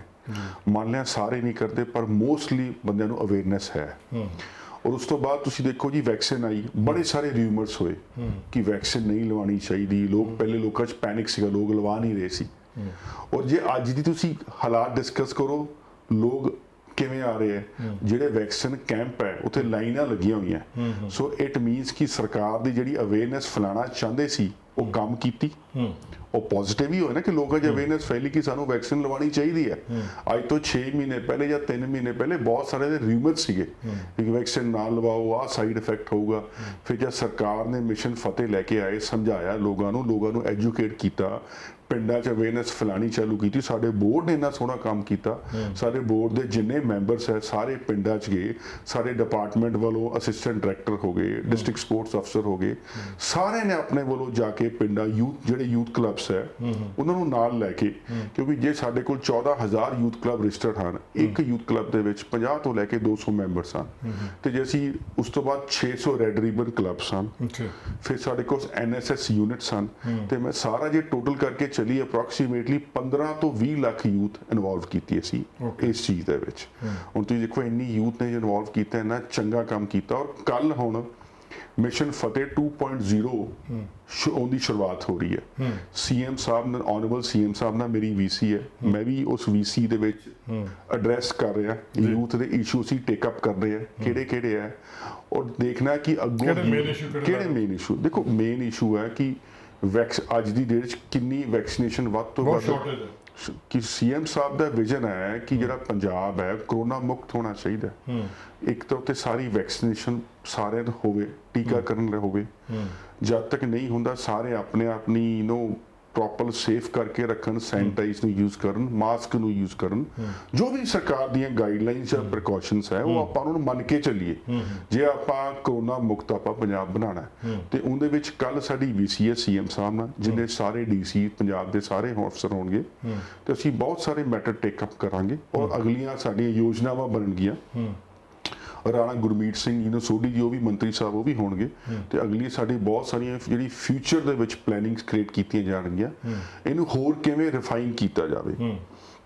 ਤੇ ਮੈਂ ਅਖੀਰ 'ਚ ਇਹੀ ਕਹਿਣਾ ਚਾਹੁੰਦਾ, ਦੇਖੋ ਜਿਹੜਾ ਸਾਡਾ ਬੋਰਡ ਆ ਜੀ। ਪੰਜਾਬ ਯੂਥ ਡਿਵੈਲਪਮੈਂਟ ਬੋਰਡ, ਇਹ ਹਮੇਸ਼ਾ ਕਮਿਟਡ ਹੈ ਯੂਥ ਦੀ ਡਿਵੈਲਪਮੈਂਟ ਲਈ ਅਤੇ ਯੂਥ ਦੀ ਵੈਲਫੇਅਰ ਲਈ, ਔਰ ਅਸੀਂ ਓਨੀ ਹੀ ਸਿੰਸੈਰਿਟੀ ਨਾਲ ਅਸੀਂ ਕੰਮ ਕਰ ਰਹੇ ਹਾਂ ਔਰ ਕੰਮ ਕਰਾਂਗੇ। ਹੁਣ ਤੁਸੀਂ ਵੈਕਸੀਨੇਸ਼ਨ ਕੈਂਪ ਦੀ ਗੱਲ ਕੀਤੀ, ਮੈਂ ਇੱਕ ਛੋਟੀ ਐਗਜ਼ਾਮਪਲ ਤੁਹਾਨੂੰ ਦੱਸਣਾ ਚਾਹੁੰਦਾ। ਜੀ ਜੀ ਸਾਡੇ ਬੋਰਡ ਨੇ ਮੇਰੇ ਖਿਆਲ 50 ਤੋਂ ਉੱਤੇ ਲਵਾਤੇ ਹੋਣਗੇ ਕੈਂਪਸ, ਗਿਣੇ ਤਾਂ ਹੈ ਨਹੀਂਗੇ, ਚਲੋ ਐਡੇ ਕੋ ਕੈਂਪ ਮੈਂ ਆਪ ਇਕੱਲਿਆਂ ਜਾ ਕੇ ਅੱਡ ਸ਼ਹਿਰਾਂ 'ਚ ਮੈਂ ਕਿਤੇ ਗਿਆ ਸੀ, ਕੋਆਰਡੀਨੇਟ ਕਰਕੇ ਡਿਸਟ੍ਰਿਕਟ ਐਡਮਿਨਿਸਟ੍ਰੇਸ਼ਨ ਨਾਲ ਅਤੇ ਹੈਲਥ ਡਿਪਾਰਟਮੈਂਟ ਨਾਲ ਕੋਆਰਡੀਨੇਟ ਕਰਕੇ ਜਿਵੇਂ ਮੇਰੇ ਕੋਲ ਕਿਸੇ ਦੀ ਰਿਕੁਐਸਟ ਆਈ ਅਸੀਂ ਉਵੇਂ ਕੈਂਪਸ ਲਵਾਤੇ। ਪਿਛਲੇ 2-3 ਹਫ਼ਤਿਆਂ 'ਚ ਅਸੀਂ ਯੂਥ ਦੇ ਬਹੁਤ ਕੈਂਪ ਲਾਏ 18 ਤੋਂ 44, ਔਰ ਮੈਂ ਕੱਲ ਦਾ ਡਾਟਾ ਦੇਖ ਰਿਹਾ ਸੀ ਕਿ ਲੁਧਿਆਣਾ ਸਟੂਡ ਫਸਟ, ਕਿ ਲੁਧਿਆਣਾ ਕੋਲ 1,03,000 ਵੈਕਸੀਨੇਟ 18 ਤੋਂ 44 ਵਾਲੇ ਹੋਏ। ਲੁਧਿਆਣਾ ਇੱਕ ਨੰਬਰ ਤੇ ਆਇਆ ਪੰਜਾਬ, ਇੱਕ ਨੰਬਰ ਤੇ ਆਇਆ। ਹੁਣ ਤੁਸੀਂ ਦੇਖੋ, ਮੈਂ ਸੋਚਦਾ, ਮੈਂ ਇਹ ਨਹੀਂ ਕਹਿਣਾ ਕਿ ਸਾਰੀ ਮਿਹਨਤ ਅਸੀਂ ਕੀਤੀ ਨਾ, ਸਾਰਿਆਂ ਨੂੰ ਸਾਰਾ ਲੁਧਿਆਣਵੀ ਸਾਰੇ ਵਧਾਈ ਦੇ ਪਾਤਰ ਹਨ, ਚਾਹੇ ਉਹਨਾਂ 'ਚ ਕੋਈ NGOs ਹਨ, ਚਾਹੇ ਕੋਈ ਪੋਲੀਟੀਸ਼ੀਅਨਸ ਹਨ, ਚਾਹੇ ਗਵਰਨਮੈਂਟ ਆਫੀਸ਼ੀਅਲਸ ਹਨ, ਜਿਨ੍ਹਾਂ ਨੇ ਵੀ ਇਹਨਾਂ ਵਿੱਚ ਥੋੜਾ ਜਿਹਾ ਯੋਗਦਾਨ ਵੀ ਪਾਇਆ, ਮੈਂ ਉਹਨਾਂ ਦਾ ਧੰਨਵਾਦੀ ਹਾਂ। ਔਰ ਉਸ ਤੋਂ ਜ਼ਿਆਦਾ ਮੈਂ ਸਪੈਸ਼ਲ ਥੈਂਕਸ ਕਰਦਾ ਲੁਧਿਆਣਾ ਦੀ ਯੂਥ ਨੂੰ, ਜਿਹੜੇ ਅੱਗੇ ਆਏ, ਉਹਨਾਂ ਨੇ ਆਪਣੀ ਰਿਸਪੌਂਸਿਬਿਲਿਟੀ ਸਮਝੀ, ਉਹਨਾਂ ਨੇ ਬਾਕੀਆਂ ਨੂੰ ਵੀ ਇਸ ਚੀਜ਼ 'ਚ ਇਨਕਰੇਜ ਕੀਤਾ ਕਿ ਤੁਸੀਂ ਆ ਕੇ ਵੈਕਸੀਨੇਟ ਹੋਵੋ। ਬਿਲਕੁਲ, ਜਿਹੜੀ ਵੈਕਸੀਨੇਸ਼ਨ ਤੁਸੀਂ ਗੱਲ ਕਰ ਰਹੇ ਹੋ, ਵੈਕਸੀਨੇਸ਼ਨ ਦੀ ਨੋ ਡਾਊਟ ਬਹੁਤ ਜ਼ਿਆਦਾ ਸ਼ਾਰਟੇਜ ਆ, ਹਾਲਾਂਕਿ ਪੂਰੇ ਦੇਸ਼ 'ਚ ਵੀ ਆ, ਲੇਕਿਨ ਕਿਤੇ ਨਾ ਕਿਤੇ ਦੇਖਿਆ ਜਾ ਰਿਹਾ ਵੀ ਜਿਹੜੇ ਕਾਂਗਰਸ ਸ਼ਾਸਿਤ ਸੂਬੇ ਆ ਉਹਨਾਂ ਵਿੱਚ ਜ਼ਿਆਦਾ ਕਿੱਲਤ ਦੇਖੀ ਗਈ ਹੈ। ਤੇ ਇਹ ਤੁਸੀਂ ਸਮਝਦੇ ਹੋ, ਹਾਲਾਂਕਿ ਸੈਂਟਰ ਕਹਿੰਦੀ ਹੈ ਤੁਹਾਨੂੰ ਸਟੇਟਸ ਨੂੰ ਅਸੀਂ ਰਾਈਟ ਦੇ ਦਿੱਤੇ ਆ, ਤੁਸੀਂ ਆਪਣੀ ਪ੍ਰਾਈਵੇਟ ਫੀਜ਼ਰ ਤੋਂ ਜਾਂ ਮਾਡਰਨ ਤੋਂ ਜਿੱਦੋਂ ਵੀ ਖਰੀਦ ਸਕਦੇ ਹੋ, ਜੌਨਸਨ ਤੋਂ ਖਰੀਦ ਸਕਦੇ ਹੋ, ਪਰ ਹੁਣ ਪਿਛਲੇ ਬੀਤੇ ਦਿਨੀ ਜਦੋਂ ਕੈਪਟਨ ਸਾਹਿਬ ਨੇ ਆਰਡਰ ਦਿੱਤਾ ਉਹਨਾਂ ਨੇ ਰਿਫਿਊਜ਼ ਕਰਤਾ, ਫਾਈਜ਼ਰ ਵੀ ਰਿਫਿਊਜ਼ ਕਰਤਾ, ਉਹਨਾਂ ਨੇ ਰਿਫਿਊਜ਼ ਕਰਤਾ। ਉਹ ਕਹਿੰਦੇ ਇਸ ਤਾਂ ਸਟੇਟ ਜਿਹੜੀਆਂ ਸਾਡੀਆਂ ਫੈਡਰਲ ਸਰਕਾਰਾਂ ਉਹਨਾਂ ਨਾਲ ਅਸੀਂ ਵਚਨਬੱਧ ਹਾਂ, ਉਹਨਾਂ ਥਰੂ ਲਵਾਂਗੇ। ਫਿਰ ਇਹ ਕਿੱਦਾਂ ਕਮੀ ਪੂਰੀ ਹੋਊਗੀ? ਦੇਖੋ, ਕਿਤੇ ਨਾ ਕਿਤੇ ਵੈਕਸੀਨ ਦੀ ਕਿੱਲਤ ਜ਼ਰੂਰ ਹੈ, ਬਟ ਸਾਡੇ CM ਸਾਹਿਬ ਬੜੇ ਵਚਨਬੱਧ ਆ। ਦੇਖੋ, ਮੋਦੀ ਸਰਕਾਰ ਨੇ ਥੋੜਾ ਜਿਹਾ ਵਿਕਰਾ ਕੀਤਾ ਜਾ ਰਿਹਾ, ਪਰ CM ਸਾਹਿਬ ਦੇਖੋ ਪਿੱਛੇ 30 ਲੱਖ ਵੈਕਸੀਨ ਦਾ ਆਰਡਰ ਪਲੇਸ ਕੀਤਾ, ਜਿਨ ਚੋਂ 1.5 ਜਾਂ 2 ਲੱਖ ਆਈ, ਬਾਕੀ ਆਉਣ ਵਾਲੇ ਟਾਈਮ 'ਚ ਆਏਗੀ। ਔਰ ਅੱਜ ਵੀ ਦੇਖੋ ਕਿ ਸਾਡੇ ਸ਼ਹਿਰ ਦੇ ਵਿੱਚ ਕਿੰਨੇ ਕੈਂਪਸ ਲੱਗੇ ਹੋਣ, ਰੋਜ਼ ਲੱਗ ਰਹੇ ਆ, ਲੁਧਿਆਣੇ 'ਚ ਲੱਗ ਰਹੇ, ਪੂਰੇ ਪੰਜਾਬ 'ਚ ਲੱਗ ਰਹੇ, ਹਜ਼ਾਰਾਂ ਦੀ ਗਿਣਤੀ 'ਚ ਲੋਕ ਵੈਕਸੀਨੇਟ ਹੋ ਰਹੇ ਆ। ਪਰ ਸਾਡੇ CM ਸਾਹਿਬ ਦਾ ਹੀ ਉਪਰਾਲਾ ਹੈ ਕਿ ਚਲੋ ਜੇ ਸੈਂਟਰ ਕਿੱਦਾਂ ਵੀ ਹੈ, ਪਰ CM ਸਾਹਿਬ ਆਪ ਵਚਨਬੱਧ ਹੈ ਕਿ ਅਸੀਂ ਉਹ ਸਰਕਾਰ ਵੱਲੋਂ ਉਹਨਾਂ ਨੇ ਸਾਰੀਆਂ ਆਪਸ਼ਨਸ ਖੋਲੀਆਂ ਹੋਈਆਂ ਕਿ ਕਿਵੇਂ ਅਸੀਂ ਬਾਏ ਕਰਕੇ ਵੀ ਅਸੀਂ ਲਗਵਾ ਸਕਦੇ ਹਾਂ। ਹੁਣ ਤਾਂ ਤੁਸੀਂ ਦੇਖੋ ਕਿ ਹਸਪੀਟਲਾਂ ਨੇ ਵੀ ਚਾਲੂ ਕਰਤੀਆਂ, ਪਰ ਉਹਨਾਂ ਰੇਟ ਦੇਖੋ ਨਾ, 250 ਰੁਪਏ ਰੇਟ ਸੀਗਾ, ਅੱਜ 850 ਰੁਪਏ ਰੇਟ ਕਰਤਾ ਹਰ ਹਸਪੀਟਲ ਨੇ। ਫਿਰ ਹਰ ਬੰਦੇ ਉੱਥੇ ਕਿੱਦਾਂ ਅਪਰੋਚ ਕਰੂਗਾ? ਆਪਾਂ ਨੂੰ ਅਸੀਂ ਆਹ ਤਾਂ ਨਹੀਂ ਕਿਹਾ, ਹੁਣ ਮੈਂ ਇਹਦਾ ਜਵਾਬ ਦੇਣਾ ਤੁਹਾਨੂੰ, ਅਸੀਂ ਆਹ ਤਾਂ ਨਹੀਂ ਕਿਹਾ ਜੇ ਹਸਪੀਟਲ ਚਾਲੂ ਹੋ ਗਏ ਜਾਂ ਫ੍ਰੀ ਵੈਕਸੀਨੇਸ਼ਨ ਕੈਂਪ ਬੰਦ ਹੋ ਗਏ, ਉਹ ਤਾਂ ਚੱਲ ਹੀ ਰਿਹਾ ਨਾ। ਹਰੇਕ ਮੇਰੇ ਖਿਆਲ ਹਰੇਕ ਏਰੀਆ 'ਚ ਇੱਕ ਕੈਂਪ ਚੱਲ ਰਿਹਾ ਹੋਊਗਾ, ਸਰਕਾਰੀ ਸਕੂਲਾਂ 'ਚ ਲੱਗੇ ਹੋਏ ਆ, ਸਟੇਡੀਅਮ 'ਚ ਲੱਗੇ ਹੋਏ ਆ, ਸਭ ਪਾਸੇ ਸਰਕਾਰੀ ਕੋਈ ਵੀ ਬਿਲਡਿੰਗ 'ਚ ਹੈ ਉਹਨਾਂ 'ਚ ਕੈਂਪ ਚੱਲ ਰਹੇ ਆ। ਜੇ ਅਸੀਂ ਤਾਂ ਆਪ ਕਹਿੰਦੇ ਕਿ ਤੁਸੀਂ ਉੱਥੇ ਜਾਓ, ਆਪਦੀ ਵੈਕਸੀਨੇਸ਼ਨ ਕਰਾਓ, ਤੁਸੀਂ ਨਾ ਪੇ ਕਰੋ। ਇਸ ਜਿਹੜੇ ਸਰਕਾਰ ਦੇ ਫ੍ਰੀ ਵੈਕਸੀਨੇਸ਼ਨ ਕੈਂਪ ਉਹ ਥੋੜੀ ਸਰਕਾਰ ਨੇ ਬੰਦ ਕੀਤੇ ਆ, ਉਹ ਤਾਂ ਇੱਕ ਐਡੀਸ਼ਨਲ ਹਸਪੀਟਲ ਵਾਲਿਆਂ ਨੂੰ ਕਹਿੰਦਾ ਕਿ ਤੁਸੀਂ ਵੀ ਆਪਦੀ ਹੈ। ਪਰ ਉੱਥੇ ਵੈਕਸੀਨੇਸ਼ਨ ਬਹੁਤ ਘੱਟ ਹੁੰਦੀ ਨਾ, ਕਿਤੇ 150, ਕਿਤੇ 200, ਕਿਤੇ 250। ਹੁਣ ਮੈਂ ਤੁਹਾਨੂੰ ਇਹੀ ਡਾਟਾ ਕਿ ਦੱਸਣਾ ਚਾਹ ਰਿਹਾ ਕਿ ਜੇ ਤੁਸੀਂ ਲੁਧਿਆਣੇ ਦੀ ਗੱਲ ਕਰੋ ਤੇ 10 ਲੱਖ ਦੇ ਕਰੀਬ ਵੈਕਸੀਨੇਸ਼ਨ ਹੋ ਚੁੱਕੀ ਹੈ। ਉਹਨਾਂ ਦਾ ਡਾਟਾ ਘੱਟ ਹੈ, ਦੱਸੋ 2-3 ਮਹੀਨਿਆਂ 'ਚ ਨਹੀਂ, ਔਰ ਅੱਗੇ ਹੋਰ ਵੱਧ ਰਿਹਾ, ਡੇ ਬਾਈ ਡੇ ਵੱਧ ਰਿਹਾ, ਡੇ ਬਾਈ ਡੇ ਕੈਂਪ ਲੱਗ ਰਹੇ, 45 ਵਾਲੇ ਵੀ ਲੱਗ ਰਹੇ, 45+ ਫਸਟ ਡੋਜ਼, ਸੈਕੰਡ ਡੋਜ਼, 18 ਤੋਂ 44 ਉਹ ਵੀ ਸਾਰੇ ਕੈਂਪਸ ਲੱਗ ਰਹੇ।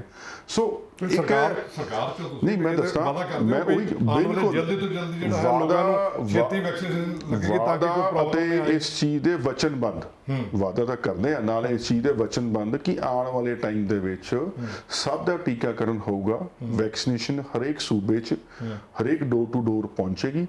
ਪਰ ਇਹ ਗੱਲ ਜ਼ਰੂਰ ਹੈ ਕਿ ਸਾਨੂੰ ਇਸ ਟਾਈਮ ਪੈਨਿਕ ਨਹੀਂ ਹੋਣਾ ਚਾਹੀਦਾ। ਦੇਖੋ, ਕੋਈ ਵੀ ਚੀਜ਼ ਇੱਕਦਮ ਨਹੀਂ ਹੋ ਸਕਦੀ, ਚੱਲ ਰਹੀਆਂ ਚੀਜ਼ਾਂ ਹੌਲੀ ਹੌਲੀ ਲੋਕ ਹੋ ਰਹੇ। ਇੱਕ ਟਾਈਮ ਉਹ ਸੀ ਜਦ ਲੋਕ ਜਾਣਾ ਹੀ ਨਹੀਂ ਚਾਹੁੰਦੇ ਸੀ, ਹੁਣ ਸ਼ਾਇਦ ਲੋਕਾਂ 'ਚ ਪੈਨਿਕ ਆ ਗਿਆ ਕਿ ਵੈਕਸੀਨੇਸ਼ਨ ਦੀ ਘਾਟ ਹੈ, ਲੋਕ ਜ਼ਿਆਦਾ ਆ ਰਹੇ ਆ। ਤੇ ਹੁਣ ਤੁਸੀਂ ਦੇਖੋ ਨਾ, ਸਿਚੁਏਸ਼ਨ ਫਰਕ ਆ ਗਈ ਨਾ, ਅੱਜ ਤੋਂ 3 ਮਹੀਨੇ ਪਹਿਲੇ ਸਿਚੁਏਸ਼ਨ ਹੋਰ ਸੀ, ਅੱਜ ਹੋਰ ਹੈ, ਤੇ ਸਰਕਾਰ ਤਾਂ ਫਿਰ ਵੀ ਇਸ ਗੱਲ ਨੂੰ ਹੈਂਡਲ ਕਰ ਰਹੀ ਹੈ। ਇੱਕ ਜਿਹੜਾ ਤੁਸੀਂ ਕਹਿੰਦੇ ਲੋਕ ਜਾਣਾ ਨਹੀਂ ਚਾਹੁੰਦੇ, ਉਹਦੇ ਵਿੱਚ ਵੀ ਮਾਈਂਡ ਨਹੀਂ ਕਰਨਾ। ਆਮ ਤੌਰ ਤੇ ਅਸੀਂ ਦੇਖਿਆ ਜਦੋਂ ਸਟਾਰਟਿੰਗ ਸ਼ੁਰੂ ਹੋਈ ਸੀ ਉਦੋਂ ਵੈਕਸੀਨੇਸ਼ਨ ਸਭ ਤੋਂ ਪਹਿਲਾਂ ਕਾਂਗਰਸ ਨੇ, ਹੋਰ ਜਿੰਨੀਆਂ BJP ਵਿਰੋਧੀ ਲੋਕ ਸੀਗੇ, ਜਿੰਨੀਆਂ ਪਾਰਟੀਆਂ, ਉਹਨਾਂ ਨੇ ਵਿਰੋਧ ਕੀਤਾ ਸੀ ਇਹ ਤਾਂ ਜੀ BJP ਦੀ ਵੈਕਸੀਨ ਇਸ ਕਰਕੇ ਨਹੀਂ ਲਾਣੀ ਕਿਉਂਕਿ ਮੋਦੀ ਸਾਹਿਬ ਦੀ ਉੱਥੇ ਫੋਟੋ ਲੱਗੀ ਸੀ। ਤੇ ਇਹ ਸਿਆਸੀਕਰਨ ਉਸ ਲਈ ਹੋਇਆ, ਉਸ ਕਰਕੇ ਲੋਕ ਪਿੱਛੇ ਹਟ ਗਏ। ਇਸ ਤਰੀਕੇ ਨਾਲ ਸਿਆਸੀਕਰਨ ਨਹੀਂ ਹੋਣਾ ਚਾਹੀਦਾ। ਸਿਆਸੀਕਰਨ ਤੁਸੀਂ ਮੈਨੂੰ ਦੱਸੋ ਸਹੀ, ਹੁਣ ਪੰਜਾਬ ਸਰਕਾਰ ਹੀ ਸਾਡੇ ਉਹਨੂੰ ਸੀਐਮ ਸਾਹਿਬ ਵੀ ਕਹਿ ਰਹੇ ਸੀ ਜਦੋਂ ਇਹ ਵੈਕਸੀਨੇਸ਼ਨ ਚਾਲੂ ਕੀਤੀਆਂ ਲੋਕ ਆਡਰ ਰਿਊਮਰ ਸੀਗੇ ਕੋਈ ਕਹਿੰਦੇ ਕਿ ਵੈਕਸੀਨੇਸ਼ਨ ਦੇ ਬੜੇ ਸਾਈਡ ਇਫੈਕਟ ਹੈ ਕਿਸੇ ਨੇ ਕੋਈ ਰਿਊਮਰ ਕਦੀ ਕਿਸੇ ਕੋਈ ਫਿਰ ਪੰਜਾਬ ਸਰਕਾਰ ਵੱਲੋਂ ਅਵੇਅਰਨੈਸ ਦੀ ਮੁਹਿੰਮ ਚਾਲੂ ਕੀਤੀ ਗਈ ਦੱਸਿਆ ਗਿਆ ਮੈਂ ਆਪ ਖੁਦ ਹਰੇਕ ਕੈਂਪ ਤੇ ਜਾ ਕੇ ਦੱਸਿਆ ਮੈਂ ਕਿਹਾ ਜੇ 7 ਲੱਖ ਅੱਜ ਤੋਂ ਹਫਤਾ ਜਾਂ 2 ਹਫ਼ਤੇ ਪਹਿਲੇ 7 ਲੱਖ ਹੋਈ ਸੀ ਮੈਂ ਕਿਹਾ ਦੱਸੋ ਲੈਵਲ 3 ਦੇ ਕਿੰਨੇ ਕੁ ਕੰਪਲਿਕੇਸ਼ਨ ਆਈਆਂ ਕਿ 1% ਵੀ ਲੈਵਲ 3 ਦੀ ਕੰਪਲਿਕੇਸ਼ਨ ਨਹੀਂ ਹੈ ਮੰਨ ਸਕਦੇ ਆ ਕਿ ਵੈਕਸੀਨੇਸ਼ਨ ਕਰਾ ਕੇ ਤੁਹਾਨੂੰ ਕਰੋਨਾ ਹੋ ਸਕਦਾ ਹੈ ਉਹ ਹਾਲਾਤ ਉਹ ਇਨਸਾਨ ਵੇਰੀਜ਼ ਫਰਮ ਪਰਸਨ ਟੂ ਪਰਸਨ ਪਰ ਲੈਵਲ 3 ਵਾਲੇ ਕੰਪਲਿਕੇਸ਼ਨ ਬਹੁਤ ਘੱਟ ਸੀ ਜਿਨ੍ਹਾਂ ਦੀ ਵੈਕਸੀਨੇਸ਼ਨ ਹੋਈ ਹੈ ਤਾਂ ਹੀ ਸੀ ਸਾਰੇ ਨੂੰ ਅਪੀਲ ਕਰ ਰਹੇ ਸੀ ਤੁਸੀਂ ਵੈਕਸੀਨ ਕਰਾਓ ਔਰ ਤੁਸੀਂ ਦੇਖੋ ਸਰਕਾਰ ਦੀ ਉਸ ਚੀਜ਼ 'ਚ ਜਿੱਤ ਹੈ ਜਿਹੜਾ ਸਰਕਾਰ ਨੇ ਪਿਛਲੇ 3 ਮਹੀਨੇ 'ਚ ਵੈਕਸੀਨੇਸ਼ਨ ਦਾ ਅਭਿਆਨ ਚਾਲੂ ਕੀਤਾ ਹੋਇਆ ਸੀ ਇੰਨੇ ਸਾਰੇ ਪੋਸਟਰ ਲੱਗ ਰਹੇ ਆ ਇੰਨੇ ਸਾਰੇ ਬੋਰਡ ਲੱਗ ਰਹੇ ਆ ਇੰਨੀ ਸਾਰੀ ਐਡਸ ਹੋ ਰਹੀਆਂ ਨਿਊਜ਼ਪੇਪਰਾਂ ਦੇ ਵਿੱਚ ਟੀਵੀਜ਼ ਦੇ ਵਿੱਚ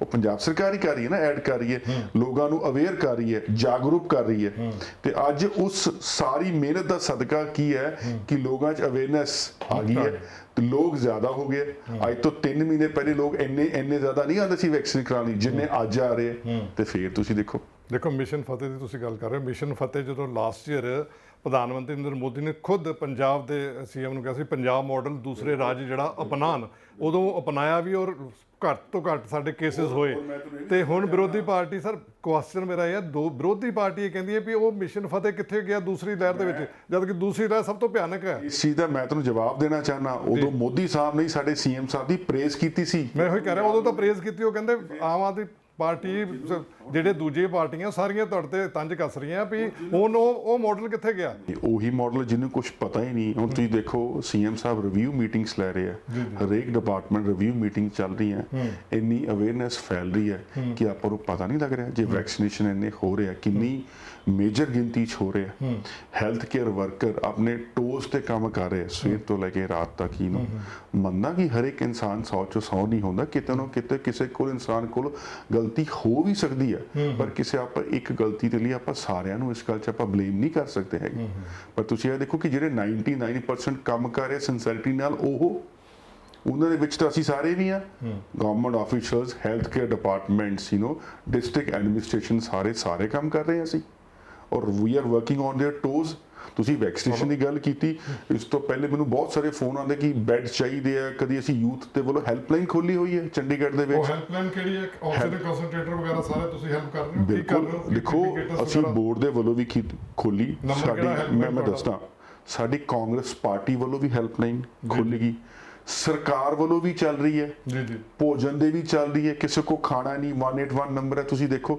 ਸਭ ਪਾਸੇ ਸਰਕਾਰ ਜੋ ਵੀ ਕਰ ਸਕਦੀ ਹੈ ਸਰਕਾਰ ਤਾਂ ਸਾਰਾ ਕੁਝ ਕਰ ਰਹੀ ਹੈ ਸਾਰੇ ਡਿਪਾਰਟਮੈਂਟ ਮਿਲ ਕੇ ਕਰ ਰਹੇ ਹਨ ਪਰ ਮੈਂ ਇਸ ਟਾਈਮ ਮੈਂ ਕਹਿਣਾ ਚਾਹਨਾ ਕਿ ਦੇਖੋ ਜਿਹੜਾ ਹੁਣ ਟਾਈਮ ਹੈ ਇਹ ਕ੍ਰਾਈਸਿਸ ਦਾ ਟਾਈਮ ਹੈ ਇਹ ਨਾਰਮਲ ਟਾਈਮ ਨਹੀਂ ਹੈ ਕਿ ਆਪਾਂ ਕਿਸ ਨੂੰ ਬਲੇਮ ਕਰੀ ਜਾਈਏ ਕਿ ਤੂੰ ਆਹ ਨਹੀਂ ਕੀਤਾ ਤੂੰ ਉਹ ਨਹੀਂ ਕੀਤਾ ਪਰ ਆਹ ਦੇਖੋ ਕਿ ਉਹ ਲੋਕ ਕੀ ਕਰ ਰਹੇ ਆਪਾਂ ਨੂੰ ਹੱਲਾਸ਼ੇਰੀ ਦਈਏ ਐਪਰੀਸ਼ੀਏਸ਼ਨ ਕਰੀਏ ਤਾਂ ਕਿ ਉਹ ਹੋਰ ਮੋਟੀਵੇਟ ਹੋਣ ਆਪਾਂ ਹੈਲਥ ਡਿਪਾਰਟਮੈਂਟ ਜਿਹੜੇ doctor nurses health care worker ਕੰਮ ਕਰ ਰਹੇ ਆ ਉਹਨੂੰ ਹੱਲਾਸ਼ੇਰੀ ਦਈਏ ਕਿ ਹੋਰ ਕਰ ਸਕਦੇ ਆ ਤਾਂ ਕਿ ਉਹ ਹੋਰ ਇਸ ਮੁਹਿੰਮ ਦੇ ਵਿੱਚ ਆ ਕੇ ਜੁੜਨ ਔਰ ਜਿਹੜੀ ਕੱਲ ਸਾਡੀ ਵੀਡੀਓ ਕਾਨਫਰੰਸ ਹੈ ਸੀਐਮ ਸਾਹਿਬ ਨਾਲ ਇਸੀ ਬਾਰੇ ਹੀ ਹੈ ਕਿ ਅਸੀਂ ਹੁਣ ਹੋਰ ਕਿਹੜੇ ਪ੍ਰੀਕਾਸ਼ਨਾਂ ਹੋਰ ਅੱਗੇ ਲੈ ਸਕਦੇ ਆ ਤਾਂ ਕਿ ਆਪਣੇ ਪੰਜਾਬ ਨੂੰ ਜਲਦੀ ਤੋਂ ਜਲਦੀ ਕਰੋਨਾ ਫ੍ਰੀ ਮੁਕਤ ਇੱਕ ਸਟੇਟ ਬਣਾਈਏ ਔਰ ਜੇ ਕੋਈ ਥਰਡ ਵੇਵ ਵੀ ਆ ਰਹੀ ਹੈ ਉਹਦੀਆਂ ਵੀ ਜੋ ਵੀ ਪ੍ਰੀਕਾਸ਼ਨ ਸਰਕਾਰ ਪਹਿਲੇ ਲੈ ਸਕਦੀ ਹੈ ਉਹ ਆਪਾਂ ਲਈਏ ਜਿਹੜਾ ਖਾਣੇ ਦੀ ਗੱਲ ਤੁਸੀਂ ਕੀਤੀ ਉਹ ਤੁਸੀਂ ਲੰਗਰ ਦਾ ਕੋਈ ਸਪੈਸ਼ਲ ਜਿੱਦਾਂ ਸੀਐਮ ਸਾਹਿਬ ਨੇ ਕਿਹਾ ਵੀ ਇੱਕ ਅਲੱਗ ਰਸੋਈ ਬਣੇਗੀ ਉੱਥੇ ਜਿਹੜੇ ਪੁਲਿਸ ਪ੍ਰਸ਼ਾਸਨ ਉਹ ਜਾ ਕੇ ਲੋਕਾਂ ਦੇ ਕਰੋਨਾ ਦੇ ਘਰਾਂ ਨੂੰ ਦੇ ਰਹੇ ਮੈਨੂੰ ਪਤਾ ਲੱਗਿਆ ਤੁਸੀਂ ਵੀ ਸੇਵਾ ਕਰ ਰਹੇ ਹੋ ਬਾਬਾ ਦੀਪ ਸਿੰਘ ਦੇ ਗੁਰਦੁਆਰੇ 'ਚੋਂ ਵੀ ਤੁਸੀਂ ਸੇਵਾ ਕਰਾ ਰਹੇ ਹੋ ਕਿਤੇ ਤੋਰੇ ਪੰਜਾਬ 'ਚ ਕਰਾ ਲਗਾਤਾਰ ਦੇਖੋ ਬਿਲਕੁਲ ਬਹੁਤ ਸਾਰੇ ਇੱਧਰ ਇੰਸਟੀਟਿਊਸ਼ਨ ਆਏ ਬਾਬਾ ਦੀਪ ਸਿੰਘ ਇਹਨਾਂ 'ਚੋਂ ਇੱਕ ਇੰਸਟੀਟਿਊਸ਼ਨ ਸੀ ਸਾਰੇ ਪੰਜਾਬ ਬਹੁਤ ਸਾਰੇ ਇੰਸਟੀਟਿਊਸ਼ਨ ਨੇ ਅਪਰੋਚ ਕੀਤੀ ਕਿ ਅਸੀਂ ਲੰਗਰ ਸੇਵਾ ਅਸੀਂ ਸਾਰੇ ਜਾ ਕੇ ਚਾਲੂ ਕਰਾਈ ਬਾਬਾ ਦੀਪ ਸਿੰਘ ਇਹਨਾਂ 'ਚੋਂ ਇੱਕ ਇੰਸਟੀਟਿਊਸ਼ਨ ਪਿਛਲੇ ਸਾਲ ਤੁਸੀਂ ਦੇਖੋ ਇੱਥੇ ਪੁਲਿਸ ਕਮਿਸ਼ਨਰ ਨਾਲ ਤਾਲਮੇਲ ਬਣਾ ਕੇ ਰੋਜ਼ ਉਹ 1000-1500 ਬੰਦੇ ਦਾ ਖਾਣਾ ਪੈਕ ਕਰਕੇ ਭੇਜ ਰਹੇ ਸੀਗੇ ਔਰ ਅੱਜ ਵੀ ਉਹ ਮੁਹਿੰਮ ਜਾਰੀ ਹੈ ਉੱਥੇ ਅੱਜ ਵੀ ਜੇ ਤੁਸੀਂ ਜਾ ਕੇ ਆਓ ਬਾਬਾ ਦੀਪ ਸਿੰਘ ਗੁਰਦੁਆਰਾ ਸਾਹਿਬ ਤੇ ਉੱਥੇ ਤੁਸੀਂ ਦੇਖੋ ਕਿ ਉੱਥੇ ਪੈਕਡ ਹੋਇਆ ਫੂਡ ਥਾਲੀਆਂ ਜਾਂ ਪੈਕਡ ਫੂਡ ਪਿਆ ਜਿਹਨੂੰ ਵੀ ਕਰੋਨਾ ਚ ਦੇਖੋ ਜੋ ਕੋਈ ਕੰਮ ਕਰਦਾ ਖਾਣਾ ਨਹੀਂ ਬਣਾ ਸਕਦਾ ਉਹ ਉੱਥੋਂ ਆ ਕੇ ਲੈ ਕੇ ਜਾ ਸਕਦਾ ਜਿਹਨੂੰ ਚਾਹੀਦਾ ਘਰੇ ਮਾਂ-ਬਾਪ ਬਿਰਧ ਹਨ ਓਲਡ ਉਹ ਲੈ ਕੇ ਜਾ ਸਕਦੇ ਕੋਈ ਵੀ ਇਟਸ ਓਪਨ ਫॉर ਆਲ ਸਵੇਰੇ ਵੀ ਦੁਪਹਿਰੇ ਵੀ ਤੇ ਰਾਤੀ ਵੀ। ਅਸੀਂ ਇੱਦਾਂ ਦੇ ਬਹੁਤ ਸਾਰੇ ਉਪਰਾਲੇ ਬੜੇ ਇੰਸਟੀਟਿਊਸ਼ਨ ਨਾਲ ਮਿਲ ਕੇ ਕੀਤੇ, ਫਿਰ ਉਹ ਕਰਾਂਗੇ ਵੀ ਅੱਗੋਂ ਵੀ। ਇਹੀ ਜਜ਼ਬਾ ਹੈ ਅੱਗੋਂ, ਹੋਰ ਇਸ ਤੋਂ ਹੋਰ ਜ਼ਿਆਦਾ ਅਸੀਂ ਹੋਰ ਸਿੰਸੈਰਿਟੀ ਨਾਲ ਅਸੀਂ ਹੋਰ ਕਰਾਂਗੇ, ਤਾਂ ਕਿ ਜਿਹੜੀ ਮਿਸ਼ਨ ਫਤਿਹ 2.0 ਹੈ ਜਿਹੜੀ ਕੱਲ ਤੋਂ ਚਾਲੂ ਹੋ ਰਹੀ ਹੈ, ਉਹ ਵੀ ਸਾਰੇ ਪਿੰਡਾਂ 'ਚ ਡੋਰ ਟੂ ਡੋਰ ਸੂਬੇ ਸਭ ਪਾਸੇ ਪਹੁੰਚ ਪਾਏ। ਪਿੰਡਾਂ ਦੀ ਗੱਲ ਕੀਤੀ, ਹੁਣ ਲੱਗ ਰਿਹਾ ਵੀ ਜਿਹੜੇ ਕੇਸਿਸ ਆ ਪਿੰਡਾਂ ਵੱਲ ਜ਼ਿਆਦਾ ਜਾ ਰਹੇ ਆ, ਥੋੜ੍ਹੇ ਜਿਹੇ ਡੈਥ ਦੇ ਕੇਸ ਵੀ ਜਾ ਰਹੇ ਆ, ਉਹਨੂੰ ਕਿਸ ਤਰ੍ਹਾਂ ਤੁਸੀਂ ਇਸ ਵੇਲੇ ਪਲਾਨ ਕਰ ਰਹੇ ਹੋ? ਸਰਕਾਰ ਕੀ ਪਿੰਡਾਂ ਵੱਲ ਕਿੰਨੀ ਕੁ ਅਵੇਅਰਨੈਸ ਜਾ ਰਹੀ ਹੈ? ਜੇ ਪਿੰਡਾਂ ਵੱਲ ਜਾ ਰਹੇ ਹੈ ਤਾਂ ਹੀ ਅਸੀਂ ਕੱਲ ਸਾਰੇ ਸਾਡੇ ਡਿਪਾਰਟਮੈਂਟ ਵੱਲੋਂ ਅਸੀਂ ਬੈਠ ਰਹੇ ਹਾਂ, ਅਸੀਂ ਦੇਖ ਰਹੇ ਹਾਂ ਕਿ ਪਿੰਡਾਂ ਦੇ ਵਿੱਚ ਅਸੀਂ ਕਿਵੇਂ ਜਿਹੜੇ ਸਾਡੇ ਯੂਥ ਕਲੱਬ ਹੈ ਕਿੱਦਾਂ ਰੋਕੋਗੇ? ਕਿਉਂਕਿ ਇੱਕ ਯੂਥ ਕਲੱਬ ਇੱਕ ਪਿੰਡ 'ਚ ਹੈਗਾ, ਔਰ ਇੱਕ ਯੂਥ ਕਲੱਬ 'ਚ 50 ਤੋਂ ਲੈ ਕੇ 200 ਮੈਂਬਰਸ ਹੈ। ਜੇ ਉਹੀ ਇਸ ਗੱਲ ਦਾ ਉਪਰਾਲਾ ਚੱਕ ਲੈਣ, ਜੇ 50 ਬੱਚੇ ਜਾਂ 50 ਯੂਥ ਇੱਕ ਪਿੰਡ 'ਚ ਇਕੱਠੇ ਹੋ ਜਾਣ ਕਿ ਅਸੀਂ ਆਪਣੇ ਪਿੰਡ ਨੂੰ ਵੀ ਅਸੀਂ ਕਰੋਨਾ ਫ੍ਰੀ ਬਣਾਉਣਾ, ਤੇ ਕਿਉਂ ਨਹੀਂ ਬਣਾਇਆ ਜਾ ਸਕਦਾ? ਇਹ ਸਾਡੇ ਡਿਪਾਰਟਮੈਂਟ ਕੋਲ 14,000 ਯੂਥ ਕਲੱਬ ਰਜਿਸਟਰਡ ਹਨ। ਜੇ 12,000 ਕੁਝ ਪਿੰਡ ਹਨ, ਇਹਦਾ ਮਤਲਬ ਇੱਕ ਪਿੰਡ ਇੱਕ ਯੂਥ ਕਲੱਬ। ਹੁਣ ਇੱਕ ਯੂਥ ਕਲੱਬ 'ਚ ਘੱਟ ਤੋਂ ਘੱਟ 50 ਮੈਂਬਰ, ਵੱਧ ਤੋਂ ਵੱਧ 200 ਵੀ ਹੈ। ਜੇ ਮੈਂ 50 ਵੀ ਅਸੀਂ ਲੈ ਕੇ ਚੱਲੀਏ ਤਾਂ ਤੁਸੀਂ ਸੋਚ ਕੇ ਦੇਖੋ ਕਿ 50 ਬੱਚੇ ਜਾਂ 50 ਯੂਥ ਜਾਂ 50 ਸਟੂਡੈਂਟਸ ਉਹ ਕਿਉਂ ਨਹੀਂ ਆਪਣੇ ਪਿੰਡ ਨੂੰ ਕਰੋਨਾ ਮੁਕਤ ਬਣਾ ਸਕਦੇ? ਨਾਲ ਪ੍ਰਸ਼ਾਸਨ ਦਾ ਕੀ ਯੋਗਦਾਨ ਹੈ? ਪ੍ਰਸ਼ਾਸਨ ਸਾਰਾ ਕੋਆਰਡੀਨੇਟ ਅਸੀਂ ਸਾਰੇ ਕਰਾਂਗੇ ਕੋਆਰਡੀਨੇਟ, ਚਾਹੇ ਡਿਸਟ੍ਰਿਕਟ ਹੈਗਾ ਐਡਮਿਨਿਸਟ੍ਰੇਸ਼ਨ, ਚਾਹੇ ਹੈਲਥ ਡਿਪਾਰਟਮੈਂਟ ਹੈ ਸਾਡਾ, ਚਾਹੇ department of youth and sports ਹੈ ਸਾਡਾ, ਸਾਰੇ ਇਕੱਠੇ ਹੋ ਕੇ ਸਾਰੇ ਇਕੱਠੇ ਹੋ ਕੇ ਸਾਡੇ ਸੀਐਮ ਸਾਹਿਬ ਦੇ ਵਿਜ਼ਨ ਦੇ ਥੱਲੇ ਅਸੀਂ ਸਾਰੇ ਇਕੱਠੇ ਹੋ ਕੇ ਅਸੀਂ ਕੰਮ ਅਸੀਂ ਜਿਹਨੂੰ ਕਰਾਂਗੇ, ਅਸੀਂ ਚੀਜ਼ ਨੂੰ ਗਰਾਊਂਡ ਲੈਵਲ ਤੇ ਇੰਪਲੀਮੈਂਟ ਕਰਾਂਗੇ, ਪਿੰਡ ਟੂ ਪਿੰਡ, ਡੋਰ ਟੂ ਡੋਰ। ਤੁਹਾਡੀ ਕੋਈ ਹੈਲਪਲਾਈਨ ਸੀਗੀ, ਤੁਸੀਂ ਗੱਲ ਕੀਤੀ ਵਿੱਚ ਹੀ ਗੱਲ ਰਹਿ ਗਈ, ਉਹਦਾ ਹੈਲਪਲਾਈਨ ਨੰਬਰ ਦੱਸੋ ਤਾਂ ਕਿ ਅਪਰੋਚ ਕਰ ਸਕੇ ਕੋਈ ਵੀ ਆਮ ਬੰਦਾ ਜਿਹੜਾ ਹੈ ਤੁਹਾਨੂੰ ਅਪਰੋਚ ਕਰਕੇ ਕੋਈ ਜਿਹੜਾ ਪ੍ਰੋਬਲਮਸ ਹੈ ਉਹਦੀ ਪ੍ਰੋਬਲਮ ਸੋਲਵ ਹੋ ਸਕੇ। 9779500003। ਔਰ ਇਸ ਤੋਂ ਇਲਾਵਾ ਸਾਡਾ ਬੋਰਡ ਦਾ ਈਮੇਲ ਵੀ ਹੈ chairmanyouthboardpb@gmail.com। ਔਰ ਉਸ ਤੋਂ ਇਲਾਵਾ ਮੇਰਾ ਸੋਸ਼ਲ ਮੀਡੀਆ ਵੀ ਹੈ Sukhwinder Singh Bindra, Punjab youth development board Facebook page ਹਨ, ਮੈਂ ਆਪ ਚੈੱਕ ਕਰਦਾ, ਮੈਨੂੰ ਵੀ ਜਦ ਮਰਜ਼ੀ ਫੋਨ ਕਰ ਸਕਦੇ ਆ, ਹਮੇਸ਼ਾ ਹਾਜ਼ਰ ਆ। ਪੰਜਾਬ ਦਾ ਸਾਡਾ ਜਦ ਮਰਜ਼ੀ they could knock our door and we are always available for that. ਦੇਖੋ ਪੰਜਾਬ ਦਾ ਤਾਂ ਮਿਸ਼ਨ ਫਤਿਹ ਹੈ, ਲੱਗ ਰਿਹਾ ਵੀ ਅੱਗੇ ਅੱਗੇ ਫਤਿਹ ਹੋ ਰਿਹਾ, ਔਰ ਹੋਣਾ ਵੀ ਚਾਹੀਦਾ, ਕਿਉਂਕਿ ਔਰ ਜਲਦੀ ਤੋਂ ਜਲਦੀ ਕੰਮਕਾਰ ਸ਼ੁਰੂ ਹੋਣੇ ਚਾਹੀਦੇ। ਇਸ ਵੇਲੇ ਸਾਰਿਆਂ ਦੇ ਜਿਹੜੇ ਚਾਹੇ ਵਪਾਰੀ ਵਰਗ ਹੈ, ਚਾਹੇ ਕੋਈ ਸ਼ਾਪਕੀਪਰ ਹੈ, ਚਾਹੇ ਕੋਈ ਵੀ ਵਰਗ ਹੈ, ਚਾਹੇ ਜਿਮ ਦੇ ਲੋਕ ਆ ਜਿਨ੍ਹਾਂ ਦੀ ਸ਼ਾਪਸ ਹੈ, ਲੋਕਾਂ ਨੂੰ ਸਿਹਤ ਮੁਹੱਈਆ ਕਰਾ ਰਹੇ ਆਫਟਰ ਐਕਸਰਸਾਈਜ਼, ਉਹ ਸਾਰੇ ਲੋਕ ਇਸ ਵੇਲੇ ਪ੍ਰੋਬਲਮ 'ਚ ਹੈ। ਤੇ ਉਹਨਾਂ ਦੀ ਪ੍ਰੋਬਲਮ ਨੂੰ ਦੇਖਦੇ ਹੋਏ ਥੋੜ੍ਹਾ ਬਹੁਤਾ ਤੁਹਾਨੂੰ ਲੱਗਦਾ ਨਹੀਂ ਹੈ ਲੋਕਡਾਊਨ ਦਾ ਸਿਸਟਮ ਕੋਈ ਹੋਰ ਬਣਾਇਆ ਜਾਏ ਤਾਂ ਕਿ ਉਹਨਾਂ ਦਾ ਕੰਮਕਾਰ ਵੀ ਚੱਲੇ, ਆਪਣਾ ਜਿਹੜੀ ਹੈਗੀ ਆ ਆਰਥਿਕ ਵੀ ਜਿਹੜੀ ਸਥਿਤੀ ਜਿਹੜੀ ਠੀਕ ਹੋਵੇ ਤੇ ਉਹ ਵੀ ਸਹੀ ਰਹਿਣ। ਮੈਂ ਤੁਹਾਨੂੰ ਉਹੀ ਤਾਂ ਦੱਸਣਾ ਚਾਹਣਾ, ਤੁਸੀਂ ਦੇਖੋ ਮੈਂ ਤੁਹਾਨੂੰ ਇਹੀ ਦੱਸਣਾ ਚਾਹ ਰਿਹਾ ਕਿ ਤੁਹਾਡੇ ਮਾਧਿਅਮ ਦੇ ਰਾਹੀਂ ਜਿਹੜੇ ਲੋਕ ਮੈਨੂੰ ਇਸ ਟਾਈਮ ਦੇਖ ਰਹੇ ਹਨ ਕਿ ਪਹਿਲੇ ਦੇਖੋ ਆਪਾਂ ਲੁਧਿਆਣੇ ਦੀ ਜੇ ਆਪਾਂ ਗੱਲ ਕਰੀਏ, ਪਹਿਲੇ ਆਪਾਂ ਰੱਖਿਆ ਸੀ ਅਪ ਟੂ 12 o'clock, ਫਿਰ ਆਪਾਂ 1 ਘੰਟਾ ਇਨਕਰੀਜ਼ ਕਰਤਾ। ਉਹ ਕਿਉਂ ਕੀਤਾ ਕਿ ਸਿਚੁਏਸ਼ਨ ਦੇਖ ਕੇ, ਕੇਸਿਸ ਦੇਖ ਕੇ ਵੀ ਡਿਕਲਾਈਨ ਹੋ ਗਏ। ਬਟ ਆਬਵੀਅਸਲੀ ਅਸੀਂ ਥੋੜੀ ਚਾਹੁੰਦੇ ਕਿ ਲੋਕਡਾਊਨ ਲਾਇਆ ਜਾਵੇ ਕੋਈ, ਇਹ ਸਾਡੀ ਮਜਬੂਰੀ ਹੈ। ਜੇ ਹੁਣ ਹਾਲਾਤ ਹੋਰ ਸਹੀ ਹੋਣਗੇ ਤੇ ਪੂਰਾ ਬਿਲਕੁਲ ਹੋ ਜਾਊਗਾ ਸਹੀ ਸਾਰਾ। ਵਪਾਰੀ ਰਾਹਤ ਦੀ ਹੁਣ ਦੇਖ ਸਕਦੇ ਹਾਂ, ਬਿਲਕੁਲ ਵਪਾਰੀਆਂ ਨੇ ਮੇਰੇ ਨਾਲ ਮੀਟਿੰਗ ਅੱਜ ਉਹਨਾਂ ਦੀ, ਸਾਰਿਆਂ ਨੇ ਮੇਰੇ ਕੋਲ ਆਉਣਾ ਹੈ ਤੇ ਮੈਂ ਉਹਨਾਂ ਦੀ ਵੀ ਜੋ ਦਿੱਕਤ ਹੈ ਉਹ ਮੈਂ ਸੀਐਮ ਸਾਹਿਬ ਤੱਕ ਪਹੁੰਚਾਊਂਗਾ। ਮੇਰੇ ਕੋਲ ਜਿਮ ਵਾਲੇ ਵੀ ਆਏ ਸੀ, ਮੈਂ ਉਹਨਾਂ ਨੂੰ ਕਿਹਾ ਕਿ ਤੁਹਾਡੀ ਆਵਾਜ਼ ਬਣ ਕੇ ਅਸੀਂ ਉੱਥੇ ਵੀ ਲੈ ਕੇ ਜਾਵਾਂਗੇ, ਪਰ ਹੁਣ ਇਸ ਟਾਈਮ ਕਰੰਟ ਹਾਲਾਤ ਦੇਖਿਆ ਜਾਵੇ ਤਾਂ ਇੰਨੇ ਸਹੀ ਨਹੀਂ ਹੈਗੇ, ਹੋਰ ਕੁਝ ਟਾਈਮ ਪਾਉਣ ਦਿਓ ਤਾਂ ਕਿ ਕੇਸਿਸ ਤੇ ਪੂਰੀ ਨਕੇਲ ਪੈ ਸਕੇ। ਕਿਉਂਕਿ ਦੇਖੋ ਜਾਨ, ਮੈਂ ਬਾਰ-ਬਾਰ ਕਹਿ ਰਿਹਾ, ਜਾਨ ਹੈ ਤੇ ਜਹਾਨ ਹੈ ਨਾ। ਜਾਨ ਹੋਊਗੀ ਤੇ ਮੈਂ ਕੰਮ ਕਰ ਪਾਊਂਗਾ, ਫੈਮਿਲੀ ਨੂੰ ਦੇਖ ਪਾਵਾਂਗੇ। ਜੇ ਜਾਨ ਹੀ ਹੈ ਤਾਂ ਅਸੀਂ ਕਰਾਂਗੇ ਕੀ? ਤੇ ਜਿਹੜੇ ਅੱਜ ਇੰਨੇ ਲੋਕ ਮਰ ਰਹੇ ਆ ਹਜ਼ਾਰਾਂ ਦੀ ਗਿਣਤੀ ਦੇ ਵਿੱਚ, ਉਹ ਜਾਨਾਂ ਬਚਾਉਣੀਆਂ ਬਹੁਤ ਜ਼ਰੂਰੀ ਹੈ। ਸਰਕਾਰ ਦੀ ਪਹਿਲੀ ਪ੍ਰਾਇੋਰਟੀ ਹੁਣ ਇਹ ਹੈ ਕਿ ਮਿਸ਼ਨ ਫਤਿਹ ਨੂੰ ਕਿਵੇਂ ਹੋਰ ਵਧੀਆ ਤਰੀਕੇ ਨਾਲ ਇੰਪਲੀਮੈਂਟ ਕੀਤਾ ਜਾਵੇ। ਸਾਰੇ ਬਹੁਤ ਵਧੀਆ ਕੰਮ ਕਰ ਰਹੇ ਆ, ਹੋਰ ਬਿਹਤਰੀ ਲਈ ਕੀ ਸਟੈਪਸ ਹੋਰ ਚੱਕੇ ਜਾਣ। ਕਿ ਬਿੰਦਰਾ ਜੀ ਨੂੰ ਇੰਜੈਕਸ਼ਨ ਲਗਾ ਕੇ ਦੋਨੋਂ ਬਿਲਕੁਲ ਲੱਗੇ ਜੀ, ਬਿਲਕੁਲ ਜੀ ਦੋਨੋਂ ਇੰਜੈਕਸ਼ਨ ਲੱਗੇ, ਮੈਂ ਦੋਨੋਂ ਸਰ ਲਵਾ ਲਏ ਜੀ। ਅਸੀਂ ਲੋਕਾਂ ਨੂੰ ਵੀ ਅਪੀਲ ਕਰਦੇ ਦੋਨੋਂ, ਮੈਂ ਲੋਕਾਂ ਨੂੰ ਵੀ ਅਪੀਲ ਕਰਦਾ ਔਰ ਯੂਥ ਨੂੰ ਵੀ ਅਪੀਲ ਕਰਦਾ ਕਿ ਤੁਸੀਂ ਪਲੀਜ਼ ਤੁਸੀਂ ਆਪਣੇ ਆਪ ਨੂੰ ਵੈਕਸੀਨੇਟ ਕਰਾਓ। ਜਿੱਥੇ ਤੁਹਾਡੇ ਏਰੀਆ, ਜਿੱਥੇ ਕਿਤੇ ਨੇੜੇ ਕੈਂਪ ਲੱਗ ਰਹੇ, ਜੇ ਤੁਸੀਂ ਕੈਂਪ 'ਚ ਜਾ ਸਕਦੇ ਹੋ ਕੈਂਪ 'ਚ ਜਾਓ, ਜਿੱਥੇ ਵੀ ਤੁਹਾਨੂੰ ਤੁਹਾਡੇ ਆਪ ਦੇ ਕੰਫਰਟ ਤੇ, ਪਰ ਤੁਸੀਂ ਵੈਕਸੀਨੇਸ਼ਨ ਜ਼ਰੂਰ ਆਪਦੀ ਲਵਾਓ, ਕਿਉਂਕਿ ਆਪਣੇ ਕੋਲ ਇੱਕੋ ਹੀ ਹਥਿਆਰ ਹੈ ਜਿੰਨਾ ਅਸੀਂ ਕਰੋਨਾ ਦੀ ਚੇਨ ਨੂੰ ਅਸੀਂ ਬ੍ਰੇਕ ਕਰ ਸਕਦੇ ਹਾਂ ਜੀ। ਬਿਲਕੁਲ। ਬਿੰਦਰਾ ਜੀ ਦੇ ਆਪਾਂ ਸ਼ੁਰੂ ਤੋਂ ਤੁਸੀਂ ਬੜੇ ਹਸਮੁਖ ਵੀ ਰਹੇ ਹੋ, ਸੋਸ਼ਲ ਵੀ ਰਹੇ ਹੋ, ਕੀ ਸ਼ੌਕ ਕੀ ਸੀ? ਕੁਛ ਨਹੀਂ ਜੀ, ਮੈਂ ਬਸ ਜਿਵੇਂ ਕਹ ਲਓ ਆਮ ਇੱਕ ਹੁੰਦੇ ਆ ਯੂਥ ਮੇਨ ਹਰ ਬੰਦੇ ਦਾ ਮੈਂ- ਸ਼ੌਕ ਹੁੰਦਾ ਇੱਕ ਵਾਰ ਮੈਂ ਸ਼ੌਕ ਮੇਰਾ ਸ਼ੌਂਕ ਤਾਂ ਦੇਖੋ ਜੀ, ਮੈਂ ਇਸ ਤੋਂ ਅੱਜ ਤੋਂ ਮੈਂ 2 ਸਾਲ ਮੈਨੂੰ 2 ਸਾਲ ਪਹਿਲੇ ਸੀਐਮ ਸਾਹਿਬ ਨੇ ਐਜ਼ ਅ ਚੇਅਰਮੈਨ ਸਟੇਟ ਦਾ ਨੋਮੀਨੇਟ ਕੀਤਾ ਸੀ। ਜੀ ਜੀ ਉਸ ਤੋਂ ਪਹਿਲੇ ਮੈਂ 10 ਸਾਲ ਮੈਂ ਯੂਥ ਕਾਂਗਰਸ 'ਚ ਕੰਮ ਕੀਤਾ। ਮੈਂ ਬਲਾਕ ਪਹਿਲੇ ਲੁਧਿਆਣਾ ਵੈਸਟ ਤੋਂ ਪ੍ਰੈਜ਼ੀਡੈਂਟ ਬਣਿਆ ਯੂਥ ਦਾ, ਡਿਸਟ੍ਰਿਕਟ ਦਾ ਮੈਂ ਇੰਚਾਰਜ ਰਿਹਾ, ਸਟੇਟ ਦਾ ਜਨਰਲ ਸੈਕਟਰੀ ਬਣਿਆ ਸੂਬੇ ਦਾ, ਫਿਰ ਮੈਂ ਸਟੇਟ ਦਾ ਸਪੋਕਸਮੈਨ ਬਣਿਆ। ਯੂਥ ਕਾਂਗਰਸ 2-3 ਇਲੈਕਸ਼ਨਾਂ ਲੜੀਆਂ, ਜਿੱਤੀਆਂ। ਆਏ ਬੜਾ ਪੈਸ਼ਨ ਸੀ ਯੂਥ ਦੀ ਕੰਮ ਕਰਨ ਲਈ, ਉਹ ਪੈਸ਼ਨ ਨੂੰ ਅੱਗੇ ਲੈ ਕੇ ਜਾਂਦਾ ਰਿਹਾ। ਅੱਜ ਹੁਣ ਗਵਰਨਮੈਂਟ ਨੂੰ ਪ੍ਰੈਜ਼ੈਂਟ ਕਰ ਰਹੇ ਹਾਂ ਯੂਥ ਦੇ ਵੱਲੋਂ, ਗਵਰਨਮੈਂਟ ਪਲੇਟਫਾਰਮ ਤੇ ਕਰ ਰਹੇ ਹਾਂ ਜੀ। ਇਹ ਗਵਰਨਮੈਂਟ ਦਾ ਬੋਰਡ ਹੈ ਸਾਡਾ, ਇਹ ਸੀਐਮ ਸਾਹਿਬ ਨੇ ਐਸਟੈਬਲਿਸ਼ ਕੀਤਾ, ਜਿਹੜਾ ਕਿ ਲੋਕਾਂ ਦੀ ਯੂਥ ਲਈ ਭਲਾਈ ਲਈ ਬਣਿਆ। ਉਹਨਾਂ ਜਿਹੜੀਆਂ ਪਾਲਿਸੀ ਹੁੰਦੀਆਂ ਮੈਨੂੰ ਬਹੁਤ ਚੰਗਾ ਲੱਗਦਾ ਜਦ ਮੈਂ ਕੰਮ ਕਰਦਾ, ਮੇਰਾ ਪੈਸ਼ਨ ਹੈ ਬਿਲਕੁਲ ਕਿਸੇ ਦੀ ਮਦਦ ਕਰਨਾ, ਕੋਈ ਕੰਮ ਕਰਨਾ, ਕੋਈ ਭਲਾਈ ਦਾ, ਕੋਈ ਯੂਥ ਲਈ ਜਿਹੜੀ ਮੈਂ ਆਵਾਜ਼ ਬਣ ਕੇ ਮੈਂ ਸਰਕਾਰ ਦੇ ਵਿੱਚ ਬਹਿਣਾ, ਤੇ ਜੋ ਵੀ ਯੂਥ ਦੀ ਆਵਾਜ਼ ਹੁੰਦੀ ਉੱਥੇ ਰੱਖੀ ਦੀ ਹੈ। ਕੋਈ ਇਦਾਂ ਦੀ ਪਾਲਿਸੀਜ਼ ਹੋਗੀ, ਕੋਈ ਇਦਾਂ ਦੇ ਰਿਫਾਰਮਸ ਹੋ ਗਏ, ਕੁਝ ਵੀ ਹੈਗੇ, ਉਹ ਸਾਰਾ ਕੁਝ ਵਰਕ ਕਰੀਦਾ ਜੀ। ਜੇ ਆਪਣੇ ਆਪ ਨੂੰ ਥੋੜਾ ਸਫਲ ਵਿਅਕਤੀ ਸਮਝਦੇ ਹੋ, ਤੇ ਹਰ ਕਹਿੰਦੇ ਸਫਲ ਵਿਅਕਤੀ ਦੇ ਪਿੱਛੇ ਕਿਸੇ ਨਾ ਕਿਸੇ ਦਾ ਹੱਥ ਹੁੰਦਾ। ਕਿਹਦਾ ਹੱਥ ਸਮਝਦੇ ਹੋ ਤੁਸੀਂ ਆਪਣੇ ਆਪ ਨੂੰ ਇਸ ਮੁਕਾਮ ਤੇ ਪਹੁੰਚਣ ਤੇ? ਦੇਖੋ ਮੇਰੇ ਮਾਪਿਓ, ਮੈਂ ਕਿਹਾ ਸ਼ਾਇਦ ਮੈਂ ਆਪਣੇ ਮਾਪਿਓ ਤੋਂ ਬਹੁਤ ਸਿੱਖਿਆ। ਮੇਰੇ ਦਾਦੀ ਜੀ ਹੁੰਦੇ ਸੀਗੇ ਜੀ, ਤੇ ਅਸੀਂ ਵੀ ਛੋਟੇ ਜਿਹੇ ਮੀਡੀਅਮ ਬਿਊਰੋ ਪਰਿਵਾਰਾਂ ਚੋਂ ਹੀ ਆਏ ਆ ਸਾਰੇ। ਰਾਜਨੀਤਿਕ ਪ੍ਰਵਾਸ? ਨਹੀਂ, ਤੁਸੀਂ ਕਹਿ ਲਓ ਮੇਰੇ ਮਦਰ ਤਾਂ ਹਾਊਸ ਵਾਈਫ ਹੈ, ਮੇਰੇ ਫਾਦਰ ਸਾਹਿਬ ਬਿਜ਼ਨਸਮੈਨ ਸੀ। ਕਦੀ ਥੋੜੀ ਉਹ ਵੀ ਸੀਗੇ, ਪਰ ਮੈਂ ਸਿੱਖਦਾ ਰਿਹਾ ਕਿਉਂਕਿ ਮੇਰੇ ਇੱਕ ਪੈਸ਼ਨ ਸੀਗਾ ਕਿ ਮੈਂ ਕੰਮ ਕਰਨਾ ਚਾਹਨਾ। ਮੈਨੂੰ ਬਾਹਰ ਜਾਣ ਦਾ ਮੌਕਾ ਵੀ ਮਿਲਿਆ। ਮੈਂ 5 ਸਾਲ ਯੂਐਸ ਦੇ ਵਿੱਚ ਜੌਬ ਵੀ ਕੀਤੀ, ਪਰ ਮੈਂ ਉੱਥੋਂ ਵਾਪਸ ਪਰਤ ਕੇ ਇੰਡੀਆ ਆ ਗਿਆ। ਇਹ ਤਾਂ ਕਿਹੜਾ ਇਨਸਾਨ ਹੈ ਜਿਹਦੇ ਕੋਲ ਗਲਾ ਕਹਿੰਦਾ ਕਿ ਜੇ ਮੈਨੂੰ ਬਾਹਰ ਜੌਬ ਮਿਲੀ ਹੈ ਤੇ ਮੈਂ ਇੰਡੀਆ ਵਾਪਸ ਆ ਜਾਵਾਂ। ਤਾਂ ਮੈਨੂੰ ਯੂਥ ਆਈਕਨ ਅਵਾਰਡ ਵੀ ਮਿਲਿਆ, ਆਡਰਸਨ ਸਾਹਿਬ ਮੈਨੂੰ ਦਿੱਤਾ। ਤੇ ਮੈਨੂੰ ਪਰ ਫਿਰ ਵੀ ਮੇਰਾ ਪੈਸ਼ਨ ਸੀਗਾ, ਉਹ ਪੈਸ਼ਨ ਦੇ ਲਈ ਮੈਂ ਕੰਮ ਕਰ ਰਿਹਾ।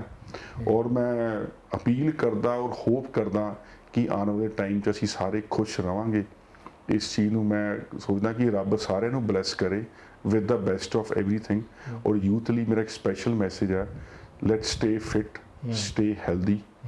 ਆਪਦੇ ਆਪ ਜੀ ਨੂੰ ਜੋ ਆਪਾਂ ਮਿਹਨਤ ਕਰ ਸਕਦੇ ਹਾਂ ਆਪਾਂ ਸੋਸਾਇਟੀ ਲਈ ਆਪਾਂ ਜ਼ਰੂਰ ਕਰੀਏ, ਪਰ ਆਪਣੇ ਆਪ ਨੂੰ ਸੇਫ ਰੱਖੀਏ ਤਾਂ ਕਿ ਆਪਾਂ ਆਪਣੇ ਸੂਬੇ ਨੂੰ ਇੱਕ ਕਰੋਨਾ ਫ੍ਰੀ ਸਟੇਟ। ਕਵਿੰਦਰ ਜੀ ਨੂੰ ਇੱਕ ਹੋਰ ਸ਼ੌਕ ਵੀ ਸੀਗਾ, ਦੇਖਿਆ ਮੈਂ ਫੋਟੋਗ੍ਰਾਫਸ ਕਿ ਤੁਹਾਨੂੰ ਪਾਇਲਟ ਬਣਨ ਦਾ ਵੀ ਸ਼ੌਕ ਸੀਗਾ, ਕਿ ਚੌਪਰਸ ਮੈਂ ਦੇਖਿਆ, ਚੌਪਰ ਨਾਲ ਤੁਸੀਂ ਬੜੇ ਸ਼ੌਕ ਰੱਖਿਆ ਸੀ। ਮੈਂ ਕਿ ਫੋਟੋਗ੍ਰਾਫਸ ਦੇਖੀ ਸੀ ਤੁਹਾਨੂੰ। ਹਾਂ, ਮੈਨੂੰ ਫਲਾਈਂਗ ਦਾ ਸ਼ੌਕ ਹੈ ਜੀ, ਪਰ ਹੁਣ ਕਦੀ ਮੈਨੂੰ ਟਾਈਮ ਨਹੀਂ ਮਿਲ ਪਾਉਂਦਾ ਕਿਉਂਕਿ ਮੈਂ ਜਦ ਬਾਹਰ ਜਾਣਾ, ਕਦੀ ਉਹ ਹਰੇਕ ਬੱਚੇ ਨੂੰ ਸ਼ੌਕ ਹੁੰਦਾ। ਜਦ ਮੈਂ ਛੋਟਾ ਹੁੰਦਾ ਸੀ ਤੇ ਮੈਂ ਖਿਡੌਣਿਆਂ ਨਾਲ ਖੇਡਦਾ ਹੁੰਦਾ ਸੀ, ਉਹ ਵੀ ਚਲੋ ਸ਼ੌਕ ਫੇਰ ਹੈ। ਜੇ ਮੈਨੂੰ ਕਦੀ ਮੌਕਾ ਮਿਲਦਾ ਹੈ ਤੇ ਕਦੀ ਕਿਸੇ ਨਾਲ ਬੈਠ ਕੇ ਮੈਂ ਫਲਾਈ ਕਰਨਾ ਚਾਹਾਂ ਤੇ ਮੈਂ ਕਿਉਂ ਨਹੀਂ ਕਰਦਾ। ਟ੍ਰੇਨਿੰਗ ਲਈ ਹੋਈ? ਹਾਂਜੀ, ਤੇ ਉਹ ਫਲਾਈ ਜਾਂ ਕਦੀ ਸ਼ੌਕ ਚਲਾ ਕਿਹੜਾ ਇਹ ਆਵਰਸ ਹੁੰਦਾ ਜੀ। ਅੱਜ ਤੋਂ 10-15 ਸਾਲ ਪਹਿਲੇ, ਹੁਣ ਤਾਂ ਬਹੁਤ ਟਾਈਮ ਹੋ ਗਿਆ। ਹੁਣ ਤਾਂ ਕਦੀ ਉਹ ਚੀਜ਼ ਕਦੀ ਗਈ ਨਹੀਂ, ਟਾਈਮ ਹੀ ਨਹੀਂ ਮਿਲ ਪਾਇਆ ਟੂ ਬੀ ਵੈਰੀ ਫਰੈਂਕ। ਰਾਜਨੀਤੀ ਜਾਣ ਲਈ ਟਾਈਮ ਨਹੀਂ ਮਿਲ ਪਾਇਆ। ਹਾਂ, ਪਰ ਬਹੁਤ ਮਸ਼ੀਨਾਂ ਦਾ ਹਮੇਸ਼ਾ ਸ਼ੌਕ ਹੈ ਜੀ, ਬਾਈਕਸ ਦਾ, ਗੱਡੀਆਂ ਦਾ। ਤੇ ਜੋ ਸ਼ੌਕ ਇੱਕ ਆਮ ਇਨਸਾਨ, ਇੱਕ ਆਮ ਲੜਕੇ ਨੂੰ ਹੁੰਦਾ, ਇੱਕ ਯੂਥ ਨੂੰ ਹੁੰਦਾ, ਉਹ ਮੇਰੇ ਸ਼ੌਕ ਸੀਗੇ। ਤਾਂ ਮਿਹਨਤ ਕਰਕੇ ਜਿੰਨੇ ਕੁ ਸ਼ੌਂਕਸ ਅਸੀਂ ਪੂਰੇ ਕਰ ਸਕਦੇ ਹਾਂ ਕਰ ਲਈਦੇ, ਜਿੰਨਾ ਕੁ ਟਾਈਮ ਮਿਲਦਾ ਮੈਨੂੰ। ਬਿਲਕੁਲ। ਬਸ ਉਮੀਦ ਇਹੀ ਕਰਨਾ ਕਿ ਰੱਬ ਇੱਦਾਂ ਹੀ ਆਪਦੀ ਮਿਹਰ ਬਣਾ ਕੇ ਰੱਖੇ, ਜੋ ਵੀ ਵੱਧ ਤੋਂ ਵੱਧ ਅਸੀਂ ਕਿਸੇ ਲਈ ਕਰ ਪਾਈਏ ਤੇ ਹਮੇਸ਼ਾ ਹਾਜ਼ਰ ਹਾਂ ਜੀ। ਲਾਸਟ ਕੁਐਸਚਨ, ਜਿਹੜਾ ਬੋਰਡ ਪਹਿਲਾਂ ਵੀ ਸਰਕਾਰਾਂ ਆਈਆਂ ਉਹਨਾਂ ਨੇ ਵੀ ਬਣਾਏ ਸੀ, ਤੇ ਹੁਣ ਵੀ ਸਰਕਾਰ ਆਈ ਹੈ, ਹੁਣ ਵੀ ਬੋਰਡ ਬਣਿਆ, ਹੁਣ ਵੀ ਤੁਸੀਂ ਚੇਅਰਮੈਨ ਹੋ, ਕੀ ਫਰਕ ਕੀ ਸਮਝਦੇ ਹੋ? ਕਿਉਂਕਿ ਬਿੰਦਰੇ ਦਾ ਕੰਮ ਕਰਨ ਦਾ ਤਰੀਕਾ ਕੁਝ ਹੋਰ ਸੀਗਾ, ਕਿ ਇਹ ਤੁਹਾਡੀ ਐਜੂਕੇਸ਼ਨ, ਤੁਹਾਡਾ ਸਿਸਟਮ, ਤੁਹਾਡਾ ਪੈਸ਼ਨ, ਕੀ ਇਹਦੇ ਤੇ ਅੱਗੇ ਹੈ ਜਿਹਨੂੰ ਤੁਸੀਂ ਅੱਗੇ ਰੱਖ ਕੇ ਤਾਂ ਕਿ ਲੋਕਾਂ ਨੂੰ ਦੱਸਿਆ ਵੀ ਹਾਂ ਵੀ ਯੂਥ ਲਈ ਕੰਮ ਕਰਨਾ ਤਾਂ ਇਸ ਤਰ੍ਹਾਂ ਕਰਨਾ ਚਾਹੀਦਾ? ਇਹ ਫਰਕ ਮੈਂ ਤੁਹਾਡੇ ਤੋਂ ਪੁੱਛਣਾ ਚਾਹੁੰਦਾ। ਦੇਖੋ, ਬੋਰਡ ਤਾਂ ਬਣੇ ਨੂੰ 20 ਸਾਲ ਹੋ ਗਏ ਜੀ। ਸਰਕਾਰ ਦਾ ਬੋਰਡ ਹੈ ਪੰਜਾਬ ਯੂਥ ਡਿਵੈਲਪਮੈਂਟ ਬੋਰਡ ਬਣੇ ਨੂੰ 20 ਸਾਲ ਹੋ ਗਏ। ਕੀ ਤੁਸੀਂ ਅੱਜ ਤੋਂ 10 ਸਾਲ ਪਹਿਲੇ ਨਾਮ ਸੁਣਿਆ ਸੀ? ਮੈਂ ਤੁਹਾਨੂੰ ਸਵਾਲ ਪੁੱਛਦਾ, ਦੱਸੋ ਕਦੀ ਸੁਣਿਆ ਸੀ ਤੁਸੀਂ? ਤभी ਤਾਂ ਹੀ ਮੈਂ ਚੇਂਜ ਕਰਨਾ ਵੀ ਇਹਦੇ 'ਚ ਕਿਸ ਤਰੀਕੇ ਨਾਲ ਤੁਸੀਂ ਇਹਨੂੰ ਚੇਂਜ ਲਿਆਂਦਾ ਔਰ ਲੋਕਾਂ ਦੇ ਜ਼ਿਹਨ 'ਚ ਆਇਆ ਵੀ ਵਾਕਈ ਯੂਥ ਪਲੈਨਿੰਗ ਬੋਰਡ ਵੀ ਜਿਹੜਾ ਹੈ ਯੂਥ ਲਈ ਵੀ ਕੰਮ ਕਿਸ ਤਰ੍ਹਾਂ ਕੀਤਾ ਜਾ ਸਕਦਾ। ਦੇਖੋ, ਮੈਂ ਇੱਕ ਚੀਜ਼ ਸਿੱਖਿਆ, ਜੇ ਤੁਹਾਡੀ ਨੀਅਤ ਸਾਫ਼ ਹੋਵੇ ਨਾ ਤੇ ਰੱਬ ਵੀ ਤੁਹਾਡਾ ਸਾਥ ਦਿੰਦਾ ਹੈ। ਨੀਅਤ ਸਾਫ਼ ਸੀ, ਮਿਹਨਤ ਸੀ, ਮਿਹਨਤ ਕੀਤੀ ਔਰ ਮਿਹਨਤ ਕਰਦੇ ਰਵਾਂਗੇ। ਸਿੰਸੈਰਿਟੀ ਸੀਗੀ ਕਿ ਕੋਈ ਵੀ ਕੰਮ ਜੇ ਆਪਾਂ ਸਿੰਸੈਰਿਟੀ ਨਾਲ ਕਰੀਏ ਤੇ ਉਹ ਕੰਮ ਦੇ ਰਿਜ਼ਲਟਸ ਚੰਗੇ ਹੀ ਆਉਂਦੇ ਆ। ਬਿਲਕੁਲ। ਤੇ ਉਹੀ ਮਨ 'ਚ ਸੋਚਿਆ ਸੀ, ਚੰਗੀ ਨੀਅਤ, ਚੰਗੀ ਮਿਹਨਤ ਤੇ ਸਿੰਸੈਰਿਟੀ ਨਾਲ ਕੀਤਾ। ਹਾਂ, ਚੰਗੀ ਮੇਰੀ ਪੜ੍ਹਾਈ 'ਚ ਮੇਰੀ ਬੈਕਗ੍ਰਾਉਂਡ ਸੀ, ਚੰਗਾ ਮੈਂ ਪੜ੍ਹਿਆ ਲਿਖਿਆ ਸੀ। ਉਹ ਜਿਹੜੇ ਮੈਂ ਜੋ ਸਿੱਖਿਆ ਸੀ ਮੈਂ ਆਪਣੇ ਸਕੂਲ ਕਾਲਜਸ ਦੇ ਵਿੱਚ, ਉਹ ਮੈਂ ਇਸ ਚੀਜ਼ ਮੈਂ ਇੰਪਲੀਮੈਂਟ ਕਰ ਪਾਇਆ। ਅੱਡ ਜਦ ਮੇਰੀ ਮੀਟਿੰਗਸ ਹੁੰਦੀਆਂ, ਮੇਰੀ ਬੋਰਡ ਦੀ ਮੀਟਿੰਗਸ ਹੁੰਦੀਆਂ ਸਾਰੇ, ਕਿਉਂਕਿ ਸਾਡੇ ਜਿਹੜੇ ਮੈਂਬਰ ਸੈਕਟਰੀ ਬੋਰਡ ਦੇ ਉਹ IAS ਹੈ, ਨਾਲ ਪ੍ਰਿੰਸੀਪਲ ਸੈਕਟਰੀ ਹੈ। ਸਰਕਾਰ ਦੇ ਵਿੱਚ ਵੱਧ ਅਦਾਰਿਆਂ ਨਾਲ ਮੀਟਿੰਗਸ ਹੁੰਦੀਆਂ ਤੇ ਉਹਨਾਂ 'ਚ ਫਿਰ ਸਾਰੀ ਚੀਜ਼ ਰੱਖੀ ਦੀ ਹੈ, ਪੜ੍ਹੀ ਦੀ ਹੈ ਬਕਾਇਦਾ, ਕਿ ਹੋਰ ਬਿਹਤਰੀ ਲਈ ਯੂਥ ਲਈ ਅਸੀਂ ਹੋਰ ਕੀ ਕਰ ਪਾਈਏ। ਬਸ ਮੈਨੂੰ ਤਾਂ ਥੋੜਾ ਆ ਜ਼ਰੂਰ ਹੁੰਦਾ ਕਿ ਜਿਹੜਾ ਕਰੋਨਾ ਆ ਗਿਆ ਸਾਡਾ 1.5-2 ਸਾਲ ਸਾਡੇ ਖਰਾਬ ਹੋ ਗਏ, ਜੇ ਸ਼ਾਇਦ ਆ ਨਾ ਹੁੰਦਾ ਤੇ ਅੱਜ ਅਸੀਂ ਉਸ ਤੋਂ ਵੀ ਹੋਰ 100 ਗੁਣਾ ਹੋਰ ਬੈਟਰ ਕਰ ਦੇਣਾ ਸੀ। ਪਰ ਉਮੀਦ ਕਰਦਾ ਕਿ ਇਹ ਜਲਦੀ ਤੋਂ ਜਲਦੀ ਇਹ ਖਤਮ ਹੋਏਗਾ ਤੇ ਉਸ ਤੋਂ ਬਾਅਦ ਜਿਹੜਾ ਟਾਈਮ ਬਚੇਗਾ ਉਹ ਅਸੀਂ ਹੋਰ ਚੰਗੀ ਤਰ੍ਹਾਂ ਕੰਮ ਕਰਾਂਗੇ ਜੀ। ਬਿਲਕੁਲ ਬਿੰਦਰ ਜੀ, ਬਹੁਤ ਬਹੁਤ ਧੰਨਵਾਦ। ਅਸੀਂ ਵੀ ਉਮੀਦ ਕਰਦੇ ਹਾਂ ਵੀ ਇਹ ਜਿਹੜੀ ਕਰੋਨਾ ਮਹਾਮਾਰੀ ਦਾ ਦੂਸਰਾ ਦੌਰ, ਇੱਕ ਭਿਆਨਕ ਦੌਰ ਚੱਲਿਆ, ਇਹ ਜਲਦੀ ਤੋਂ ਜਲਦੀ ਇਹਦੀ ਚੇਨ ਟੁੱਟੇ ਔਰ ਸਾਡੇ ਸਾਰੇ ਦੇਸ਼ ਵਾਸੀ ਜਿਹੜੇ ਆ ਸਿਹਤਯਾਬ ਹੋਣ। ਔਰ ਬਿੰਦਰਾ ਜੀ ਨੇ ਅੱਜ ਇਹੀ ਗੱਲ ਕੀਤੀ ਹੈ ਵੀ ਜੇ ਚੰਗੀ ਸੋਚ ਔਰ ਸਹੀ ਇਰਾਦੇ ਨਾਲ ਕੋਈ ਵੀ ਕੰਮ ਕੀਤਾ ਜਾਏ ਤਾਂ ਫਿਰ ਰੱਬ ਵੀ ਉਹਦਾ ਸਾਥ ਦਿੰਦਾ, ਤੇ ਸਹੀ ਸੋਚ ਨਾਲ ਅੱਗੇ ਵਧ ਰਹੇ ਨੇ ਤੇ ਆਪਣੇ ਪੰਜਾਬ ਸਰਕਾਰ ਦਾ ਜਿਹੜਾ ਮਿਸ਼ਨ ਫਤਿਹ ਆ ਉਹਨੂੰ ਫਤਿਹ ਕਰਨ 'ਚ ਲੱਗੇ ਹੋਏ ਨੇ।